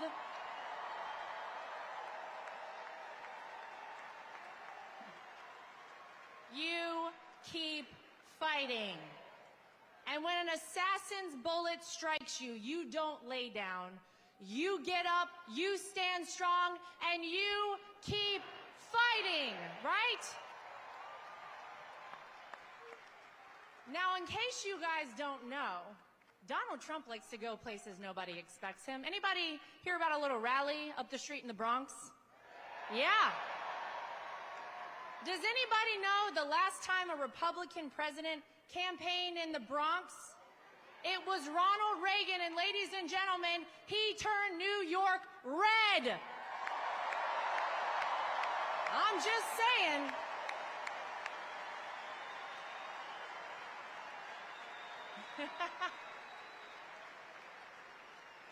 It is the honor of my life to be part of this movement, and Eric is right.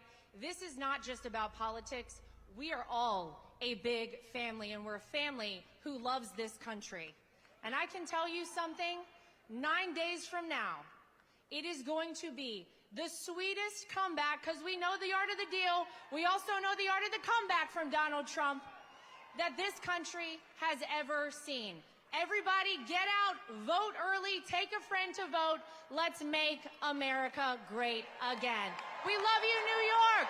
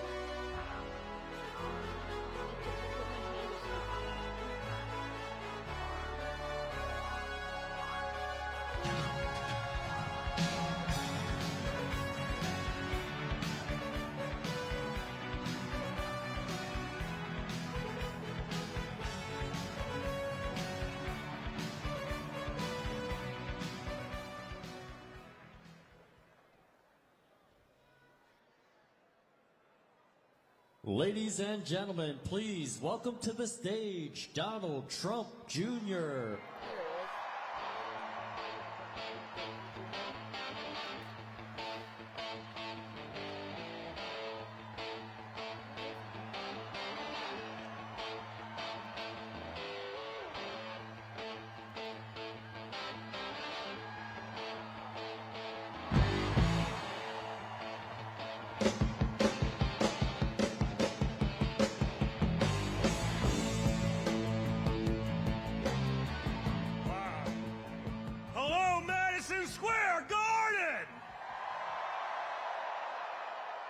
Are you guys ready to take your country back?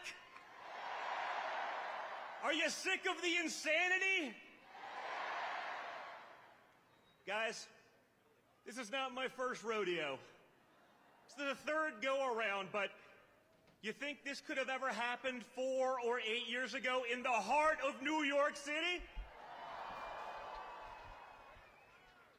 The King of New York is back to reclaim the city that he built.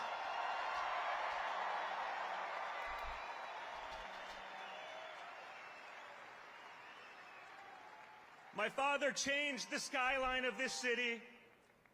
He fixed the things that incompetent bureaucrats couldn't handle. He did that against all odds. He did it for our country, too, and now everyone recognizes it. What's unique about this election, folks, you've had 4 years under both leaders. The media would like to pretend that Kamala Harris started her political career about a month ago in a coup, the most democratic process to ever not have a single vote. She's going to be a moderate, folks. She's going to be a moderate. A radical San Francisco liberal, the daughter of a Marxist professor, is now magically going to be a moderate.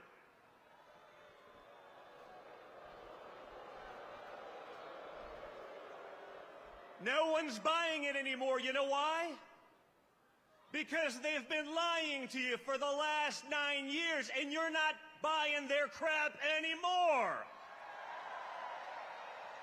You've had enough. The fact that I could drive here today with my father for like 25 blocks and watch the streets of New York lined up with red MAGA hats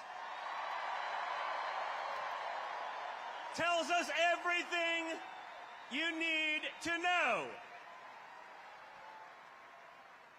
You had 4 years under Donald Trump, and despite the most vicious opposition from the media, from big tech, from the Democrats, and even from the weakling Republicans, you got results.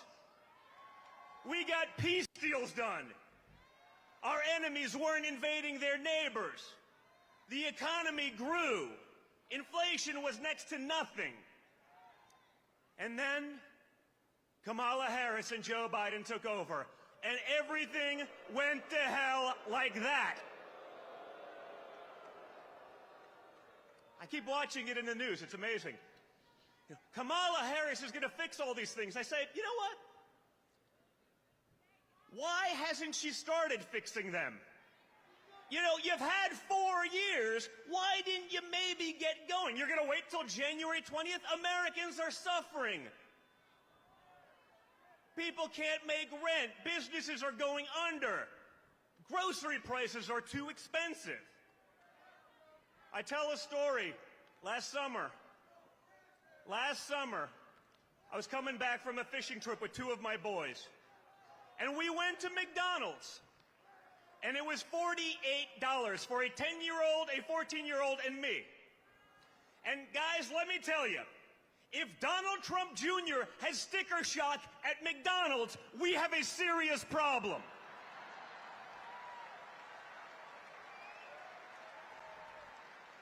It does not have to be this way, guys. We can change it, but it's going to take all of you.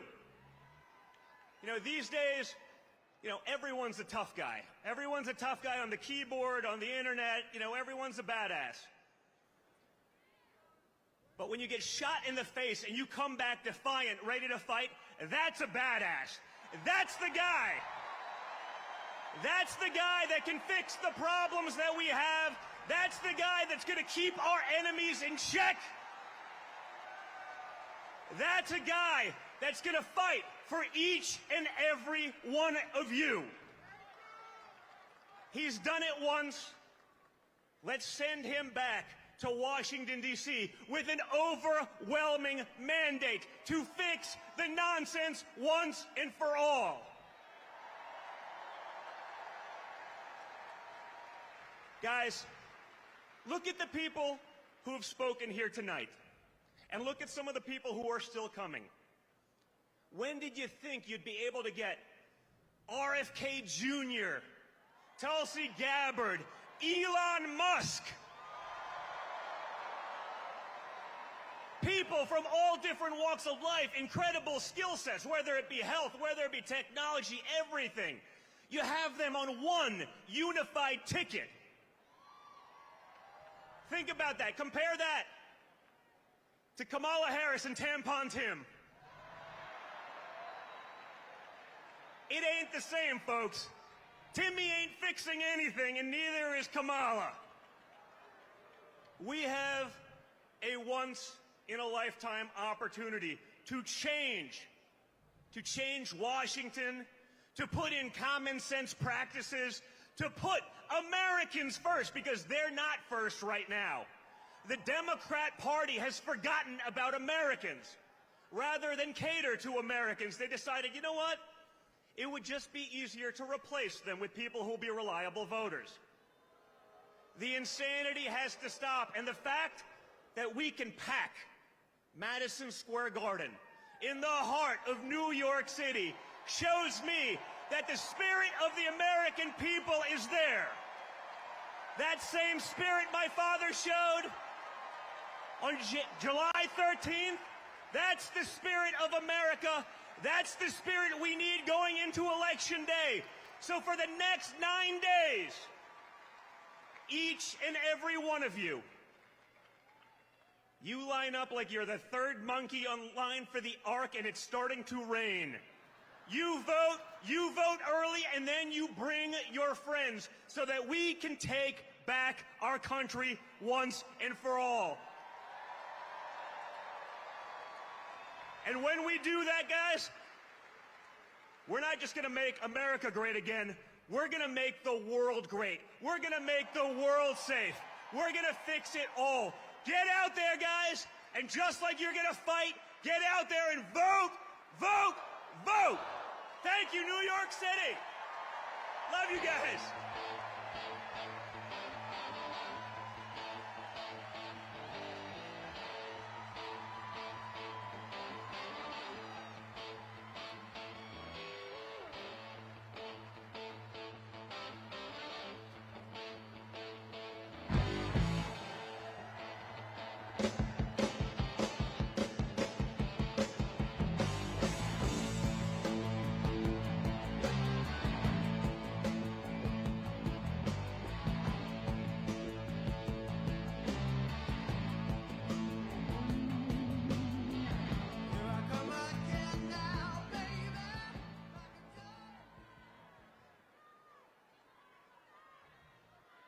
Ladies and gentlemen, please welcome to the stage CEO of the UFC, Dana White.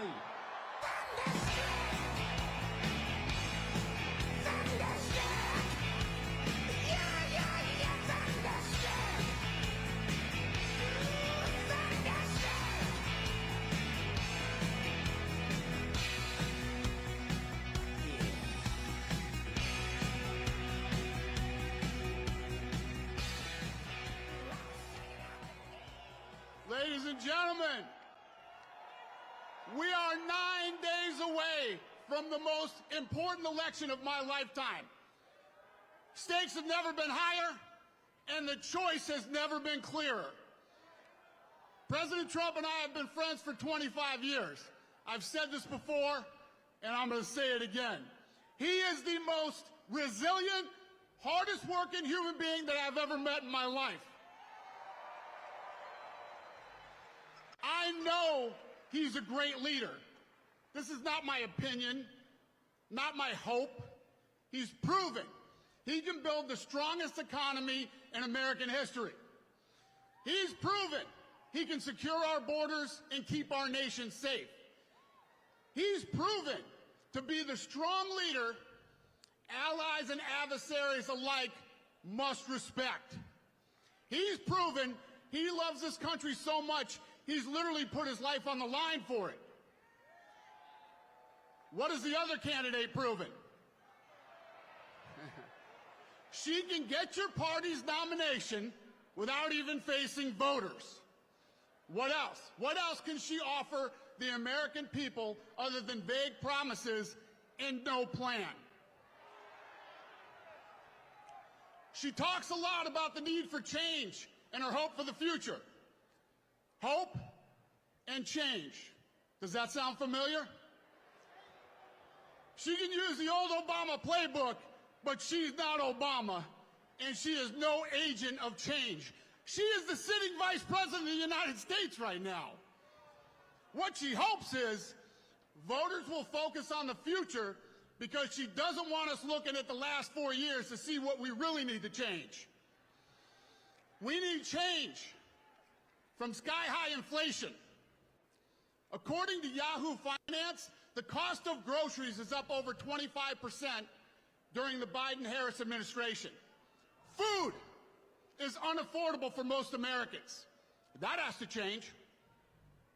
We need change from wide-open borders. BBC News reports illegal immigration reached record levels since they took office, with an estimated 10 million border crossings. That's a 300% increase compared to the Trump administration, and that's not including the unknown millions who cross undetected. That is the record of the other candidate, the border czar of the Biden administration. We need change from weak foreign policy. According to the Institute for Economics and Peace, a nonpartisan think tank, think about this, there are more active armed conflicts now than any time since World War II. Weakness from the Biden-Harris administration has invited aggression and conflicts around the globe. When President Trump was our commander-in-chief, the world was a much more peaceful place. J.D. Vance touched on this, but I want to hit it again. Vice President Harris was asked recently by the objective journalists of The View if there's anything she would have done differently than Biden over the past 4 years. And again, her answer was, there is not a thing that comes to mind. So, don't take my word for it, take hers. She will not change a thing. Hope is nice, but hope is not a plan. Change is needed, but change won't come from the status quo. And she is the status quo. If you want real change, you'll vote for proven leadership. If you want to return to economic prosperity, border security, and global stability, you'll vote for the one candidate who's proven he can deliver all of that. My fellow Americans, if you want what's best for your family and this country, you're going to vote Donald J. Trump as the 47th President of the United States. Thank you, New York. Have a good night.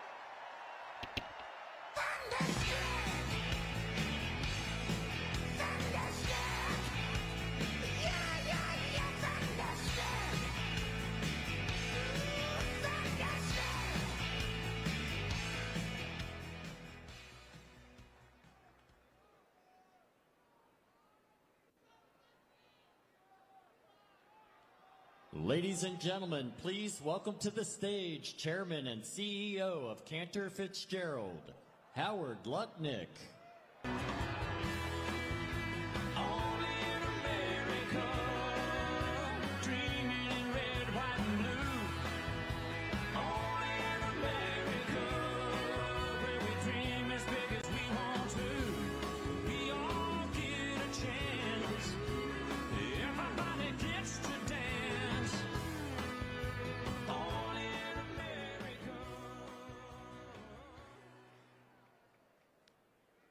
Hello, New York!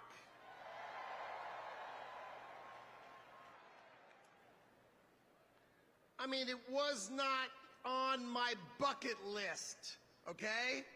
People like me do not get to play Madison Square Garden. This place rocks!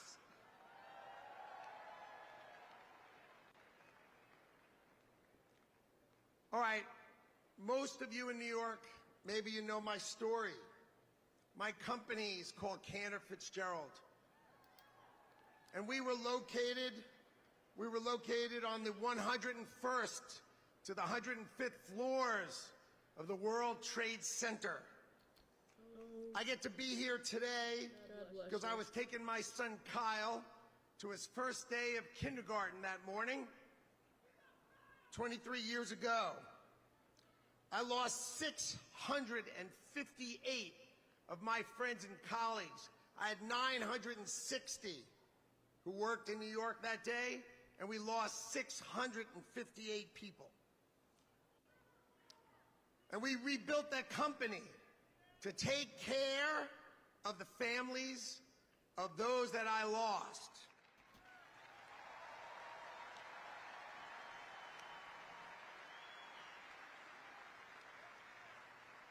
So we took care of those families. Each of my employees, they took 25% of their salaries and they gave it to the families of the people we lost, because that's what New Yorkers do. And we gave those families $180 million.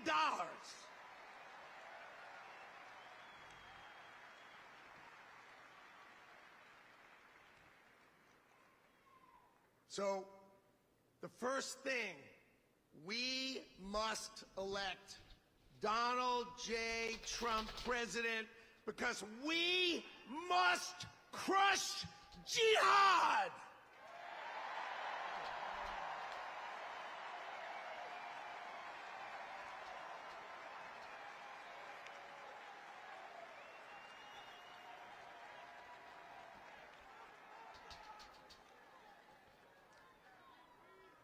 I love this city. I love this city. And Donald Trump loves this city no matter how crappy they treat him. He is back because he loves you and he loves this city.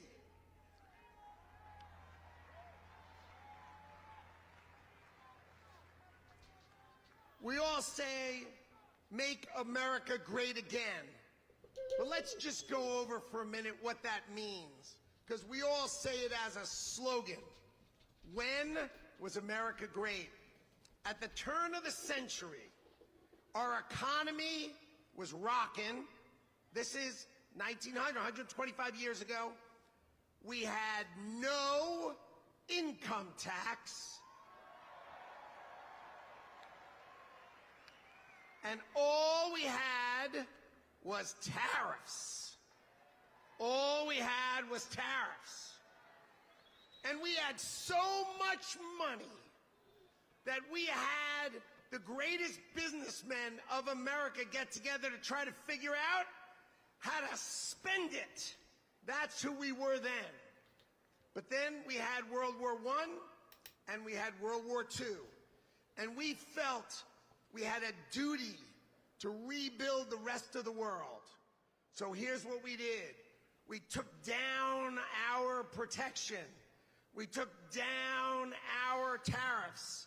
And we turned instead and we taxed Americans so that we could export the power of our economy and save the rest of the world, which we did. Now let me ask you a question. What decade should that have ended? Should it have ended in the 80s? The 90s? 2000? What in the world are we doing? We're letting the rest of the world eat our lunch. And it is time to make America great again.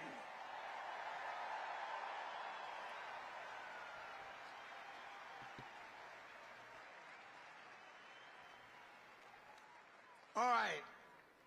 What does America first mean? We all say America first. What does America first mean? American citizens employed first.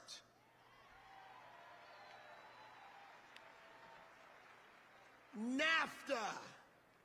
NAFTA. Bill Clinton's favorite I hate Michigan move. open the border, take all car manufacturing and move it to Mexico, and screw over everyone in America who works in the auto industry. We don't make cars here. I mean, they make our cars in China and ship them here. It's got to end. So, when he says America first, let's be crystal clear. He is saying employ American citizens first.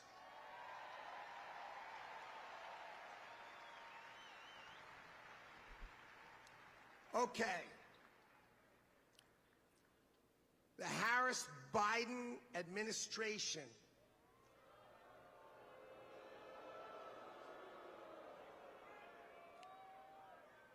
has set us up with a $6.5 trillion spending budget on our taxes of $4.5 trillion as they screw our children's future to the wall. We lose $2 trillion this year, $2 trillion. And Donald Trump is going to build the greatest team to ever walk into government, and we are going to balance our budget.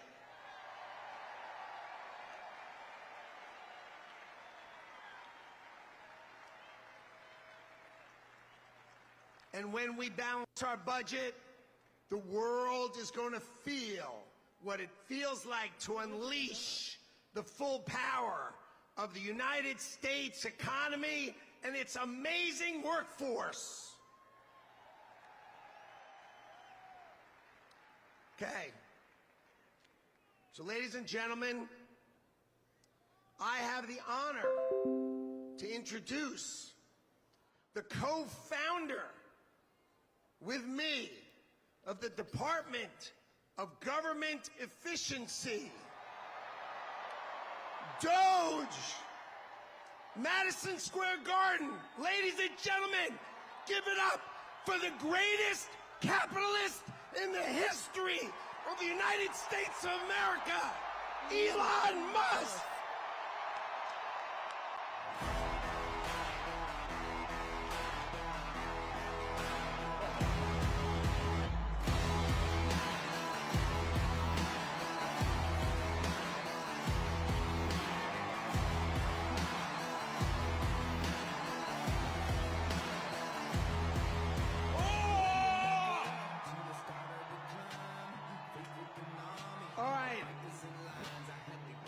As you can see,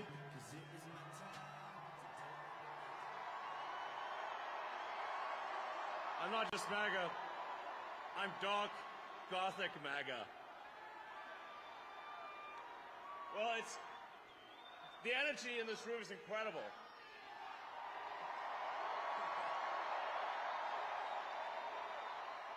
What a great group of people. All right, I've only got one question for you, and then I'm getting out of here, because this is your stage. But we set up Doge. Yes. How much do you think we can rip out of this wasted $6.5 trillion Harris-Biden budget?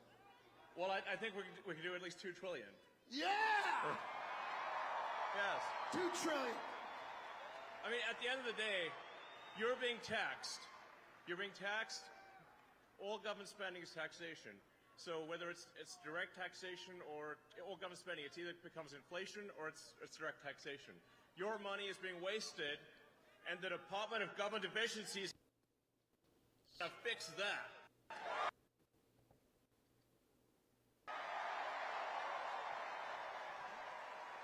We're going to get the government off your back and out of your pocketbook.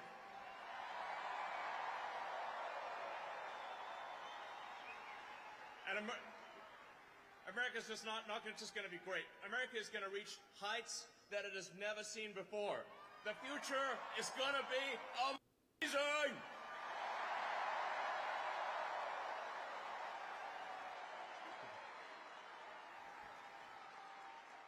Now,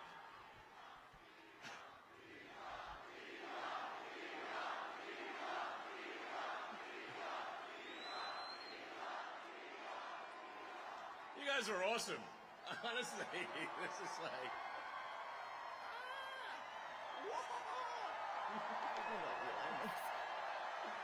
Yeah.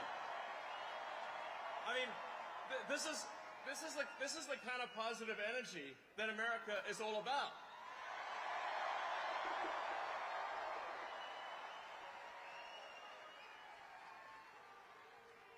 Yeah. USA, USA, USA, USA, USA. Wah! Yes. Now, I have something I want to ask you to do, though, because obviously we're somewhat preaching to the converted in this stadium, but there's a lot of people out there who need to vote for President Trump. Okay, so this is a real battle. This is a real election battle. So you need to get friends and family to vote. Make sure they vote early. This is important. We're going to be putting up a scorecard, okay? An early vote scorecard, state by state, county by county. What is the scorecard? Vote early. Vote now. Yeah.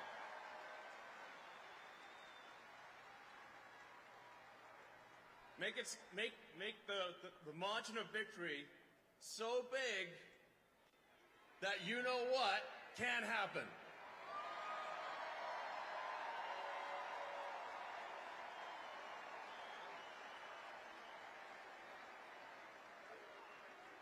Massive, overwhelming sweep of every swing state, and even some of the states that people don't think are swing states. Massive, crushing victory. Get everyone, friends, family, people on the street. Put the signs up, put the hat on. Let's go.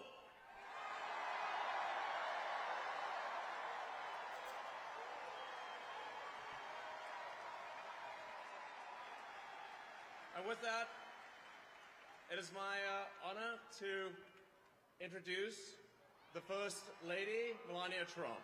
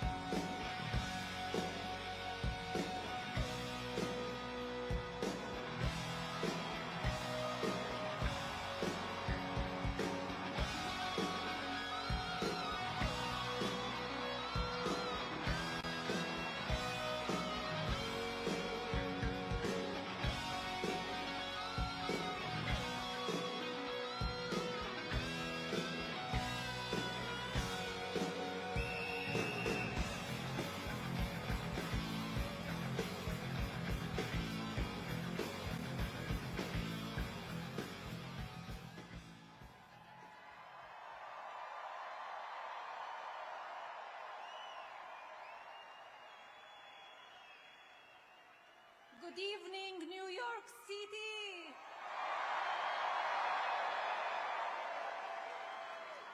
Hello, Madison Square Garden. Our hometown, where architectural symbols of strength, courage, and unity create a canvas for the world's undisputed capital of industry. where titans of finance, fashion, and entertainment convene among an iconic range of superior design, structures, and artistic accomplishments.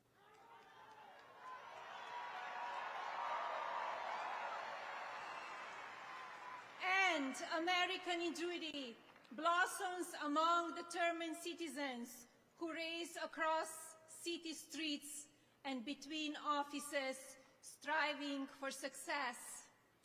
It is you who are the heartbeat of this great metropolis. It is you who are the pulse of this America. Yet, New York City is unforgiving. In fact, our lives are complicated even during the best of times. And sadly, today, a declining quality of life coupled with economic instability makes it difficult for business to thrive. Love you too.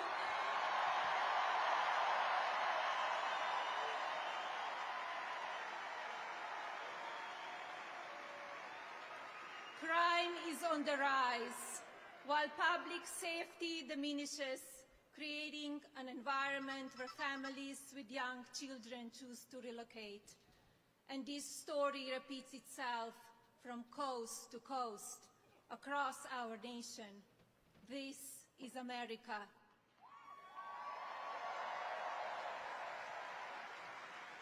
For generations, this town has produced America's most fearless leaders, whose mark changed the course of the world.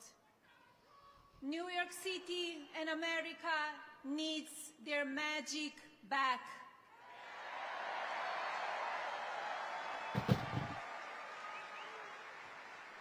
A country of tomorrow that will shape our future and reset expectations for the generations. Envision a wonderful America where the seeds of security, prosperity, and health are sown once again for benefit of our families.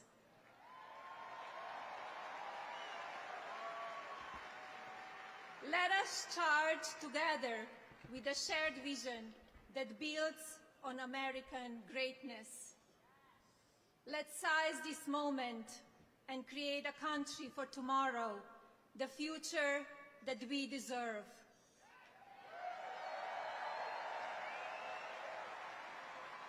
And now,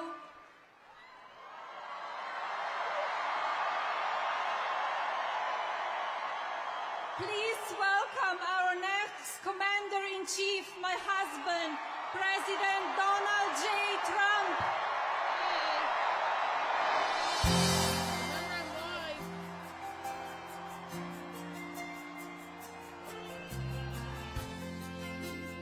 Get your bottle. If tomorrow all the things were gone, I'd work for all my life. I had to start again, just my children and my wife. What are you doing now? Thank my lucky stars to be living here today. But the flag still stands for freedom, and they can't take that away. And I'm proud to be an American, where at least I know I'm free. Yeah, I got that on for the chat. I want to watch the chat. The men Because if who it's not died, here, who gave that right to me, and I gladly stand up next to you and defend her still today. 'Cause there ain't no doubt I love this land. God bless the USA. I just took you off YouTube. Leave YouTube alone. Why are you choosing YouTube? Oh, you just... From the lakes of Minnesota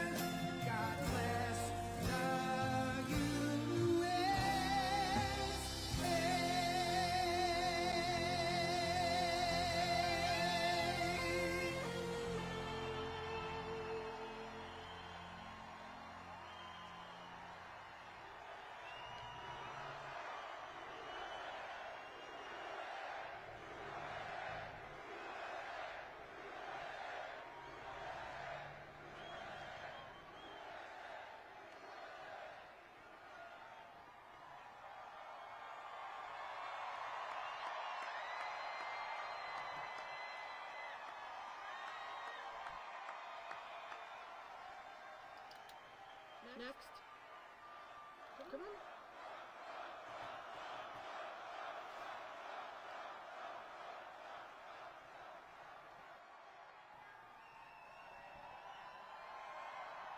Thank you, everybody. Thank you.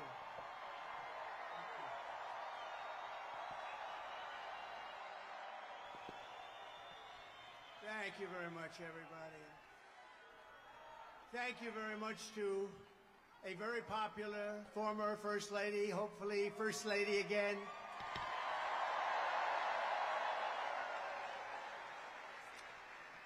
And I just want to say a very big hello to a special place, New York, and to an incredible arena, Madison Square Garden. Incredible.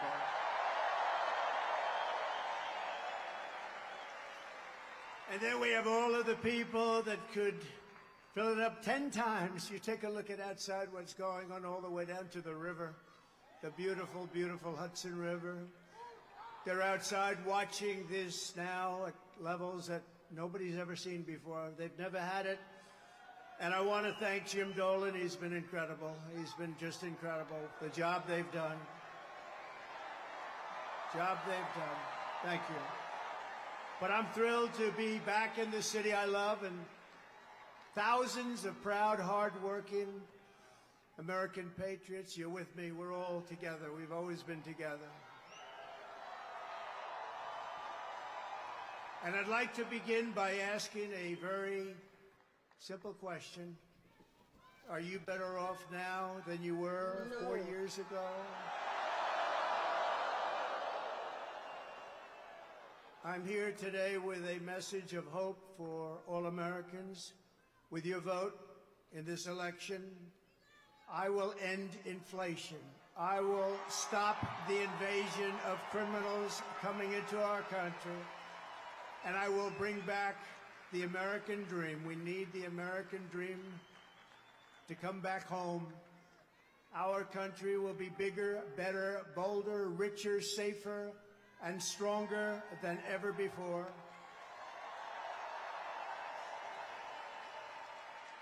This election is a choice between whether we will have 4 more years of gross incompetence and failure, or whether we will begin the 4 greatest years in the history of our country. We will achieve success that no one can imagine. We will have the strongest economy, the most secure borders, the safest cities, the most powerful military, the best trade deals, and we will dominate the frontiers of science, medicine, business, technology, and space. And I'm asking you to be excited about the future of our country again. I'm asking you to dream big again. We're going to dream big again. We haven't been dreaming big at all. This will be America's new golden age. It's going to happen quickly, too, very quickly. Every problem facing us can be solved, but now the fate of our nation is in your hands. Next Tuesday, you have to stand up and you have to tell Kamala Harris that you've done a terrible job, that crooked Joe Biden has done a terrible job. You've destroyed our country. We're not going to take it anymore. Kamala, you're fired. Get out. Get out. You're fired.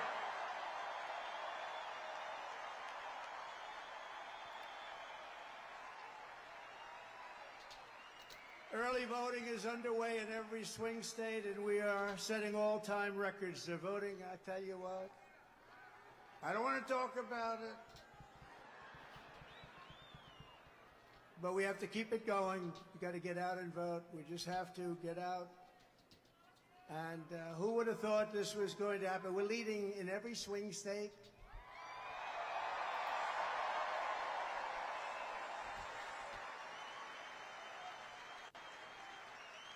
But it doesn't mean a thing. It only means how are we doing at the end. So look, we have 9 days from now. And we're going to defeat Kamala Harris, and we're going to win back the beautiful White House. And we're going to make America great again, and it's going to happen fast.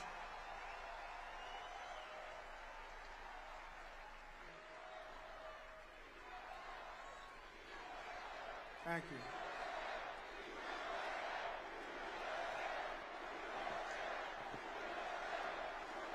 In less than 4 years, Kamala Harris has shattered our middle class. She cast the deciding votes that launched the worst inflation in the history of our country. She cost the typical American family over $3,000 in a short period, but over $30,000 over the last 3 years. She killed 50,000 manufacturing jobs this year alone. Now Kamala wants to raise the typical family taxes by nearly $3,000 a year and impose a 33% tax hike on all domestic production. If Kamala Harris gets 4 more years, our economy can never recover. If I win, we will quickly build the greatest economy in the history of the world.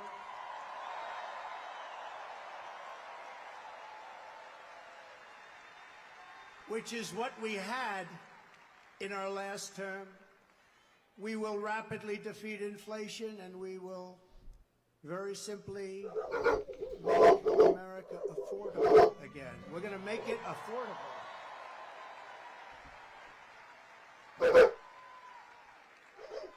I will massively cut taxes for workers and small businesses, and we will have no tax on tips, no tax on overtime, and no tax on Social Security benefits for our seniors.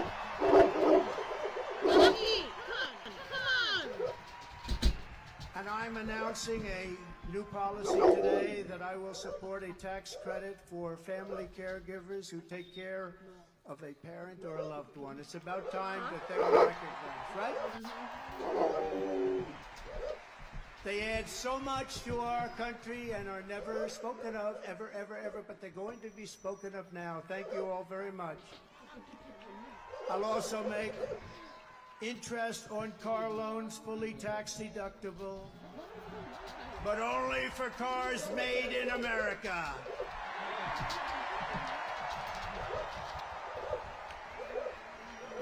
Have to be made in America.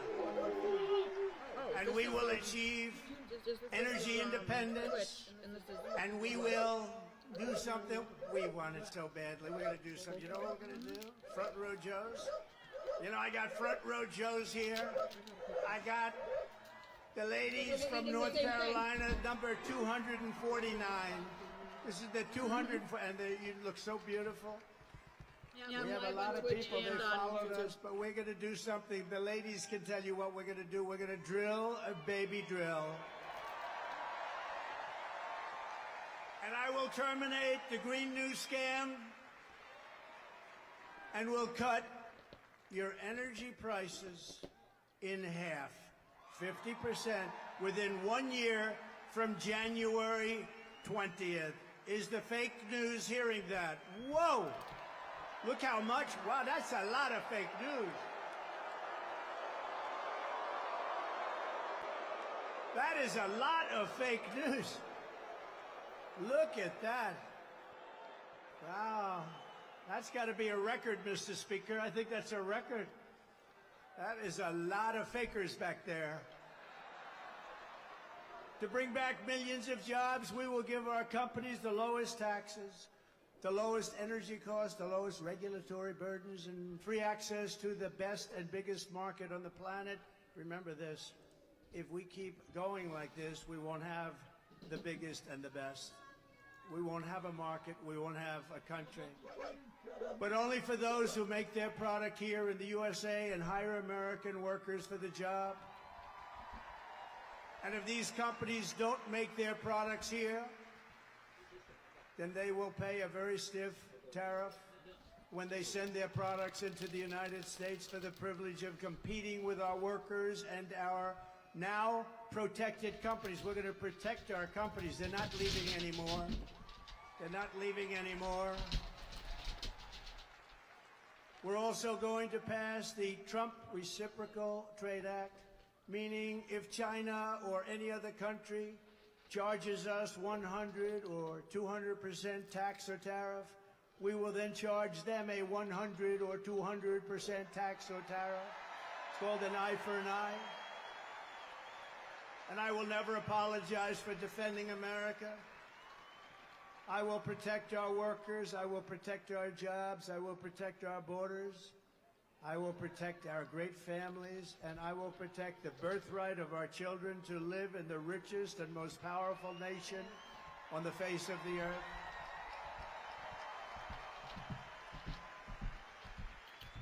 As we rescue our economy, I will also restore Good, our he's talking borders. about tariffs. There's never been anything like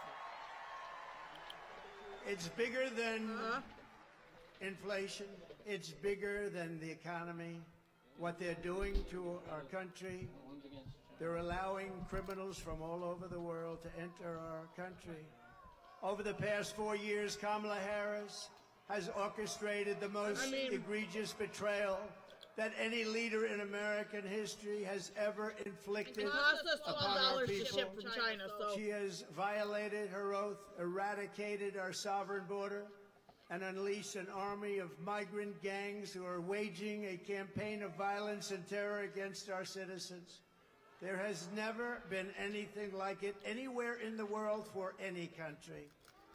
Kamala has imported criminal migrants from prisons and jails, insane asylums and mental institutions from all around the world, from Venezuela to the Congo. A lot of people are coming from the Congo prisons. They're coming from all over the world. Over the last month, 181 countries violated our laws. And she has resettled them into your communities to prey upon innocent American citizens. But the day I take the oath of office, the migrant invasion of our country ends and the restoration of our country begins.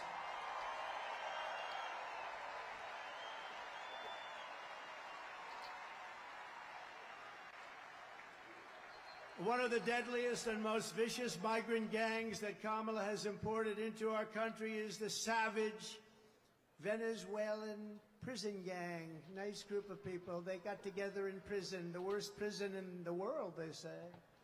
It's called Tren de Aragua. And that is taking over apartment complexes and unleashing a violent killing spree all over America, especially in Aurora, Colorado, where we have a governor who's petrified of them, and maybe he should be. But now they've even taken over Times Square. Take a look. Orders, deadly consequences. Border crisis. Record high crossings are putting a strain on cities across America. It is a full-blown invasion. Armed Venezuelan gang members storming an apartment complex in Aurora, Colorado. When people talk about MAGA crime, this is what they're talking about. San Antonio, Texas, just one of the latest cities to have apartment complexes taken over by members of the Venezuelan gang. Biden and Harris had created a program to bring them in under humanitarian parole. I am in favor of saying that we're not going to treat people who are undocumented across the border as criminals. More than 13,000 illegal immigrants convicted of murder have been released into the United States. My 20-year-old daughter, Kayla Hamilton, was murdered in her own room. Kayla's murderer was apprehended by Border Patrol crossing illegally into the U.S. Kayla's murderer had been improperly released into the United States. Abolish ICE. Yeah, we need to probably think about starting from scratch. More than a dozen people suspected of being Tren de Aragua gang members right here in San Antonio. The gang members had been terrorizing the apartment complex. New details in the murder of Laken Riley. The illegal immigrant suspect, who cops say committed the heinous murder, is a Venezuelan national. And was paroled and released into the country by the Biden administration. If they'd all been properly vetted, that probably wouldn't have happened. 2 men investigators say are in the country illegally from Venezuela are charged with capital murder in the death of Jocelyn Nungaray. Martinez and Angel wrapped his arms around Jocelyn's neck, took off her pants, and climbed on top of her. Later strangled Jocelyn to death and then tied up her hands and feet. Court documents suggest a group of men arrested for beating and robbing a Dallas woman last month are members of a Venezuelan street gang. The men threatened to cut off her fingers if she did not cooperate. Manuel Hernandez was booked by Colleyville police just 2 days earlier and released the day before the robbery. A Peruvian gang leader who is wanted for 23 murders, who was arrested by Border Patrol near Roma, Texas, then released into America.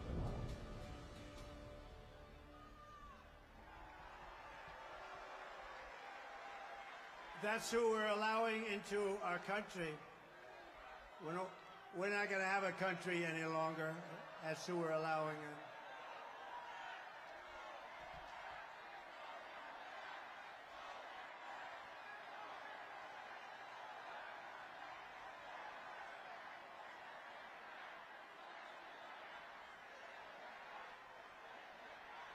The United States is now an occupied country, but it will soon be an occupied country no longer. Not going to be happening. Not going to be happening. November 5th, 2024, 9 days from now, will be Liberation Day in America. It's going to be Liberation Day. On day one, I will launch the largest deportation program in American history to get the criminals out. I will rescue every city and town that has been invaded and conquered, and we will put these vicious and bloodthirsty criminals in jail. We're going to kick them the hell out of our country as fast as possible. And to expedite removals of Tren de Aragua and other savage gangs like MS-13, which is equally vicious, I will invoke the Alien Enemies Act of 1798. Think of that. That's how far back. That's when they had law and order. They had some tough ones. Think of it, the Alien Enemies Act of 1798. You hear that, Mr. Speaker? Get ready. To target and dismantle every migrant criminal network operating on American soil. And there are lots of them. We don't have the same country anymore, you know that. And you know, when you look at the polls and they say about the economy and they have all these different things, the worst nightmare that we're facing is what they've done to us on our borders. We had the safest border in the world. In fact, there's a chart, which I hope they have, because I didn't tell them I wanted it, but there's a chart that I love very much because I wouldn't be here without it. That's it. I love it. I'm in love with it. I love that chart. Even if it had bad numbers, I would have loved that chart, but it doesn't. It has great numbers. And if you look at the arrow on the bottom, you'll see that was the day I left office. That was the lowest illegal immigration that we've ever had in recorded history, the recorded history of our country. And then look at it. It was like an Elon Musk rocket ship. Look at what happens. Look at what happened after that. And if they come back into our country, it's an automatic 10 years in jail with no possibility of parole. And I'm hereby calling for the death penalty for any migrant that kills an American citizen or a law enforcement officer.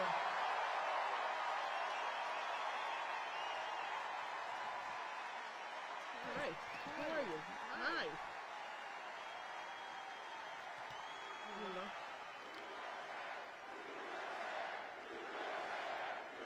Monster. Under Kamala, America is a sanctuary for criminals. And for illegal aliens that are in our country illegally, I will immediately ban all sanctuary cities in the United States.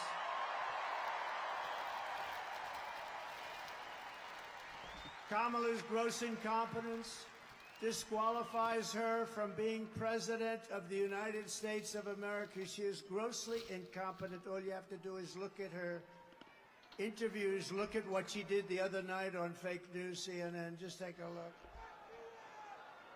She couldn't answer a question. She's unfit for office. Everyone knows it. No one respects her. No one trusts her. No one takes her seriously.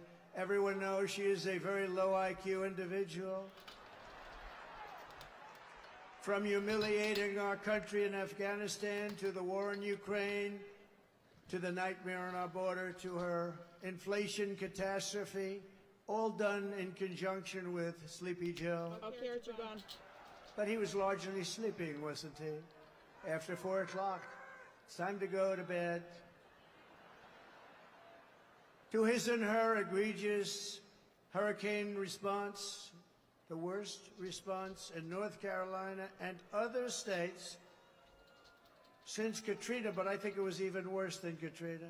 They haven't even responded in North Carolina. They haven't even responded. There's nobody. They don't see any FEMA. You know why? They spent their money on bringing in illegal migrants, so they didn't have money for Georgia and North Carolina and Alabama and Tennessee and Florida and South Carolina. They didn't have any money for them.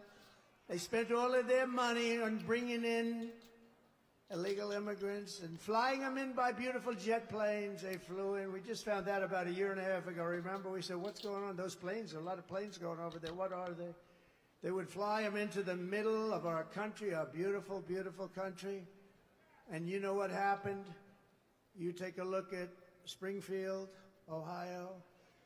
Think of this. Think of this. Where 30,000 illegal migrants were put into a town of 50,000 people. No place can withstand that. Or take a look at Aurora in Colorado. Colorado is going to vote for us. You know why? Typically, they go a little bit the other way. Of course, with their voting system, I'm not so sure about that. But you know why? Because they tried to throw the leading candidate of both parties, meaning me. I was leading both parties off the ballot. And the people of Colorado, including Democrats, are very angry about it. They are a threat to democracy, to use their term.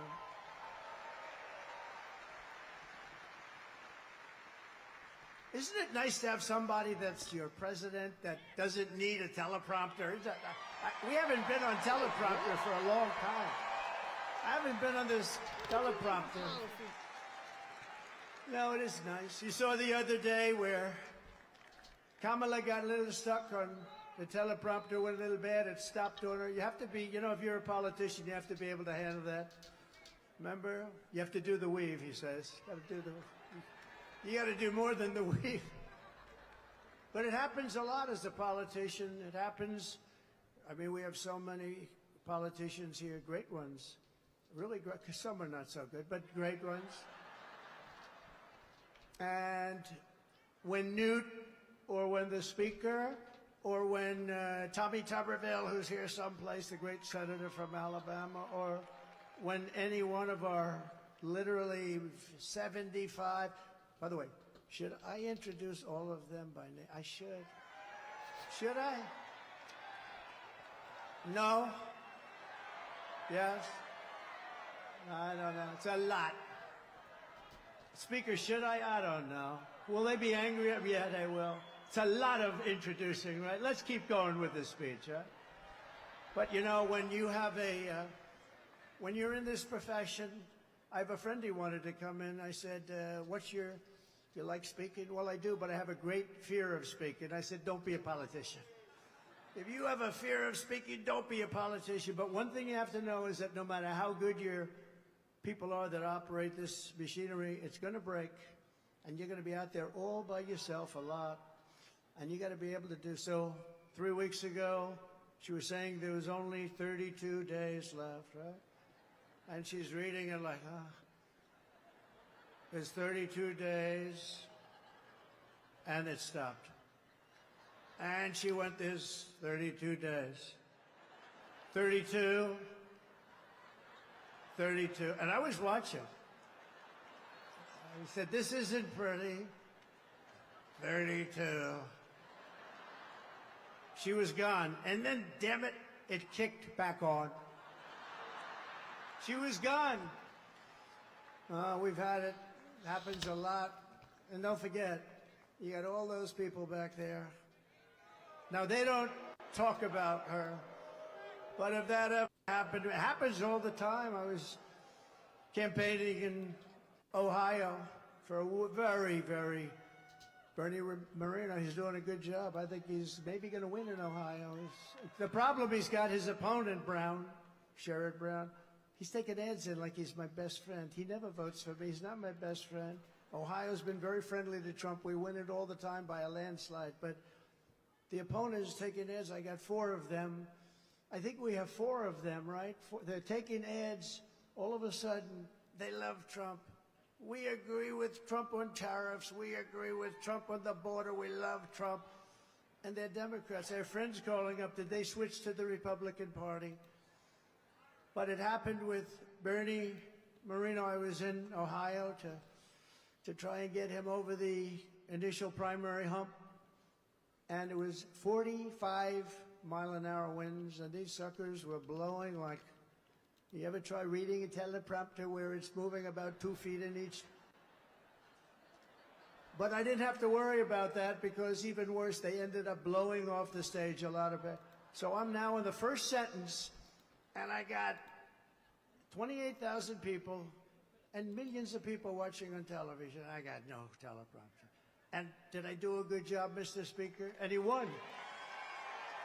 And he won, huh? Thank you, Matt. And he won.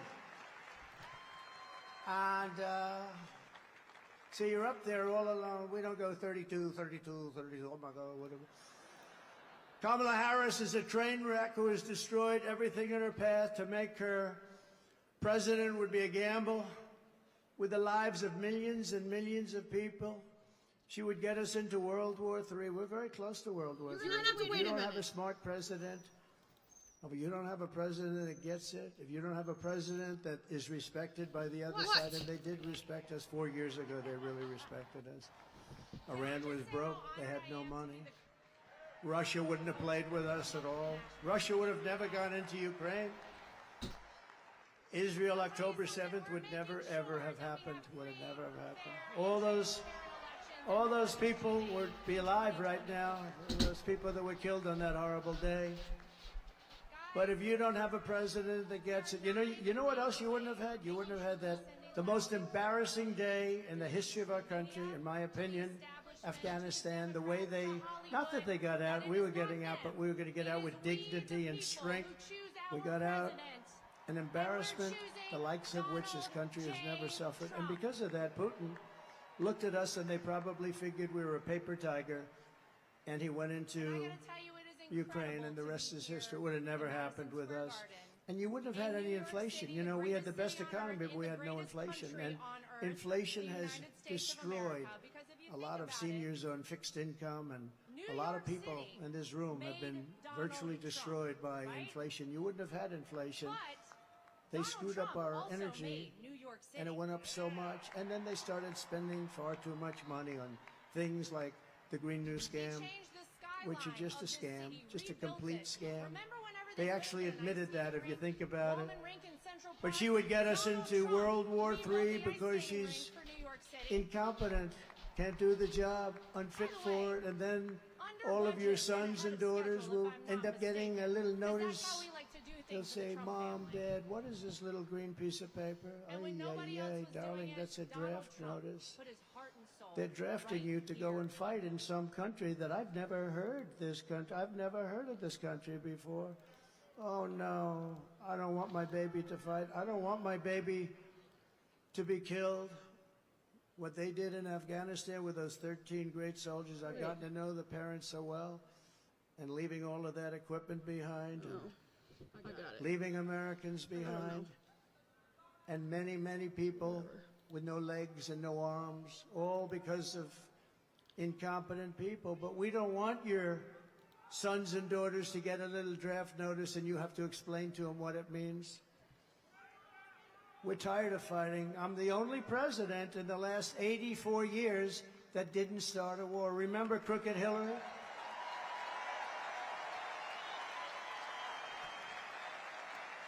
Remember Crooked Hillary Clinton? Crooked Hillary, oh, she was a beauty.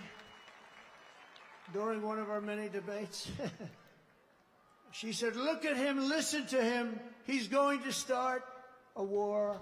Listen to his rhetoric. He's going to start a war. I said, no, no, no. My rhetoric is going to keep us out of wars. And that's what happened. 82 years. Other than I finished off ISIS, but that was already started. We had stupid generals like Milley and Mattis, weak, stupid people. But fear not, we have great generals, just not the ones that you see on television all the time. And we wiped them out very quickly. It was going to take 5 years. Mattis said it would take 5 years, and I'm not sure we could do it. It took us like 4 weeks. We have great generals. We have the greatest military in the world. Just a lot of people don't know that. And everybody knows it, but, you know, I saw the other day a report that they issued that if we end up in a war with China, we cannot win. We're not strong enough. So I said to myself, assuming that's true, how stupid are you to put out a report like that? How stupid. Why would you put out a report? Then they'll say, oh, Trump is not truthful. No, I'm smart. You don't put out reports like that. And it's not true. We would kick their ass. It's not true.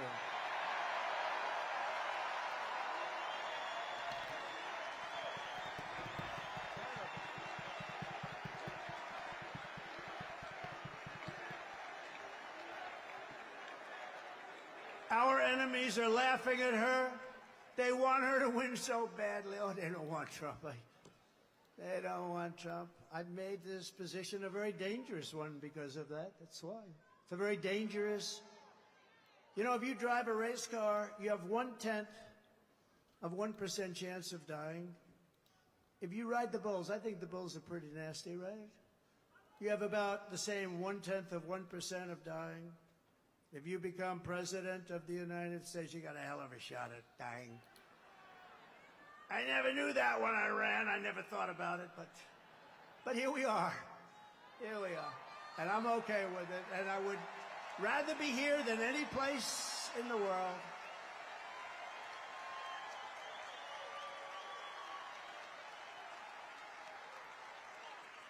It's called a very dangerous profession.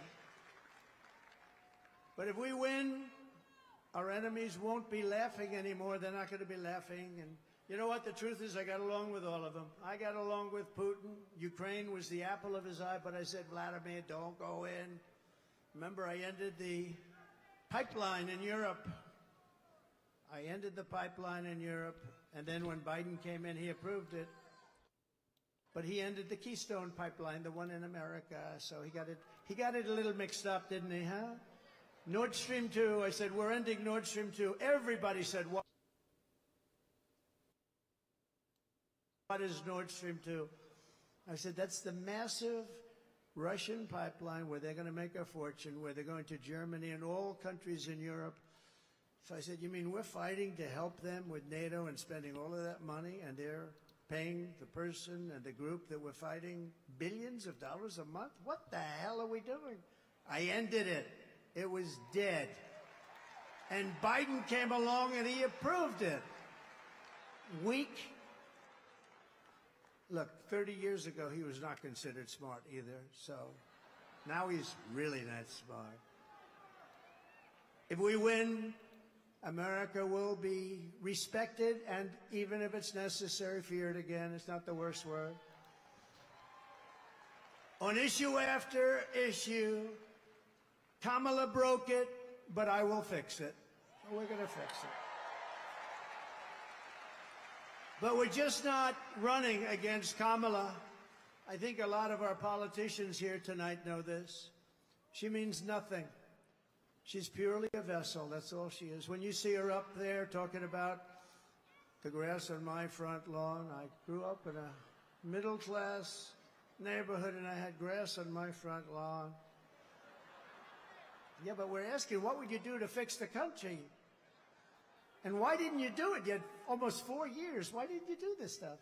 Now she's, she's becoming more MAGA than those politicians I just told you about from the different states. She can't put two sentences together. She's just like, she's really just like, in many ways, crooked Joe Biden. And she never said to us, she never told us that Joe was not functioning properly. She should have. Because, we're talking about the life of the most important country in the world. We need very smart people. We're running against something far bigger than Joe or Kamala, and far more powerful than them, which is a massive, vicious, crooked, radical left machine that runs today's Democrat Party. They're just vessels. In fact, they're perfect vessels because they'll never give them a hard time. They'll do whatever they want. I know many of them. It's just this amorphous group of people. But they're smart and they're vicious. And we have to defeat them. And when I say the enemy from within, the other side goes crazy, becomes a sound. Oh, how can he say? No, they've done very bad things to this country. They are indeed the enemy from within. But this is who we're fighting. These are the people who are doing such harm to our country with their open border policies, record-setting inflation, Green New Scam, and everything else that they're doing. But we're not going to let it happen any longer. We're going to have the biggest victory in the history of our country on November 5th. It's going to be the biggest victory in history. We're going to make America great again, everybody.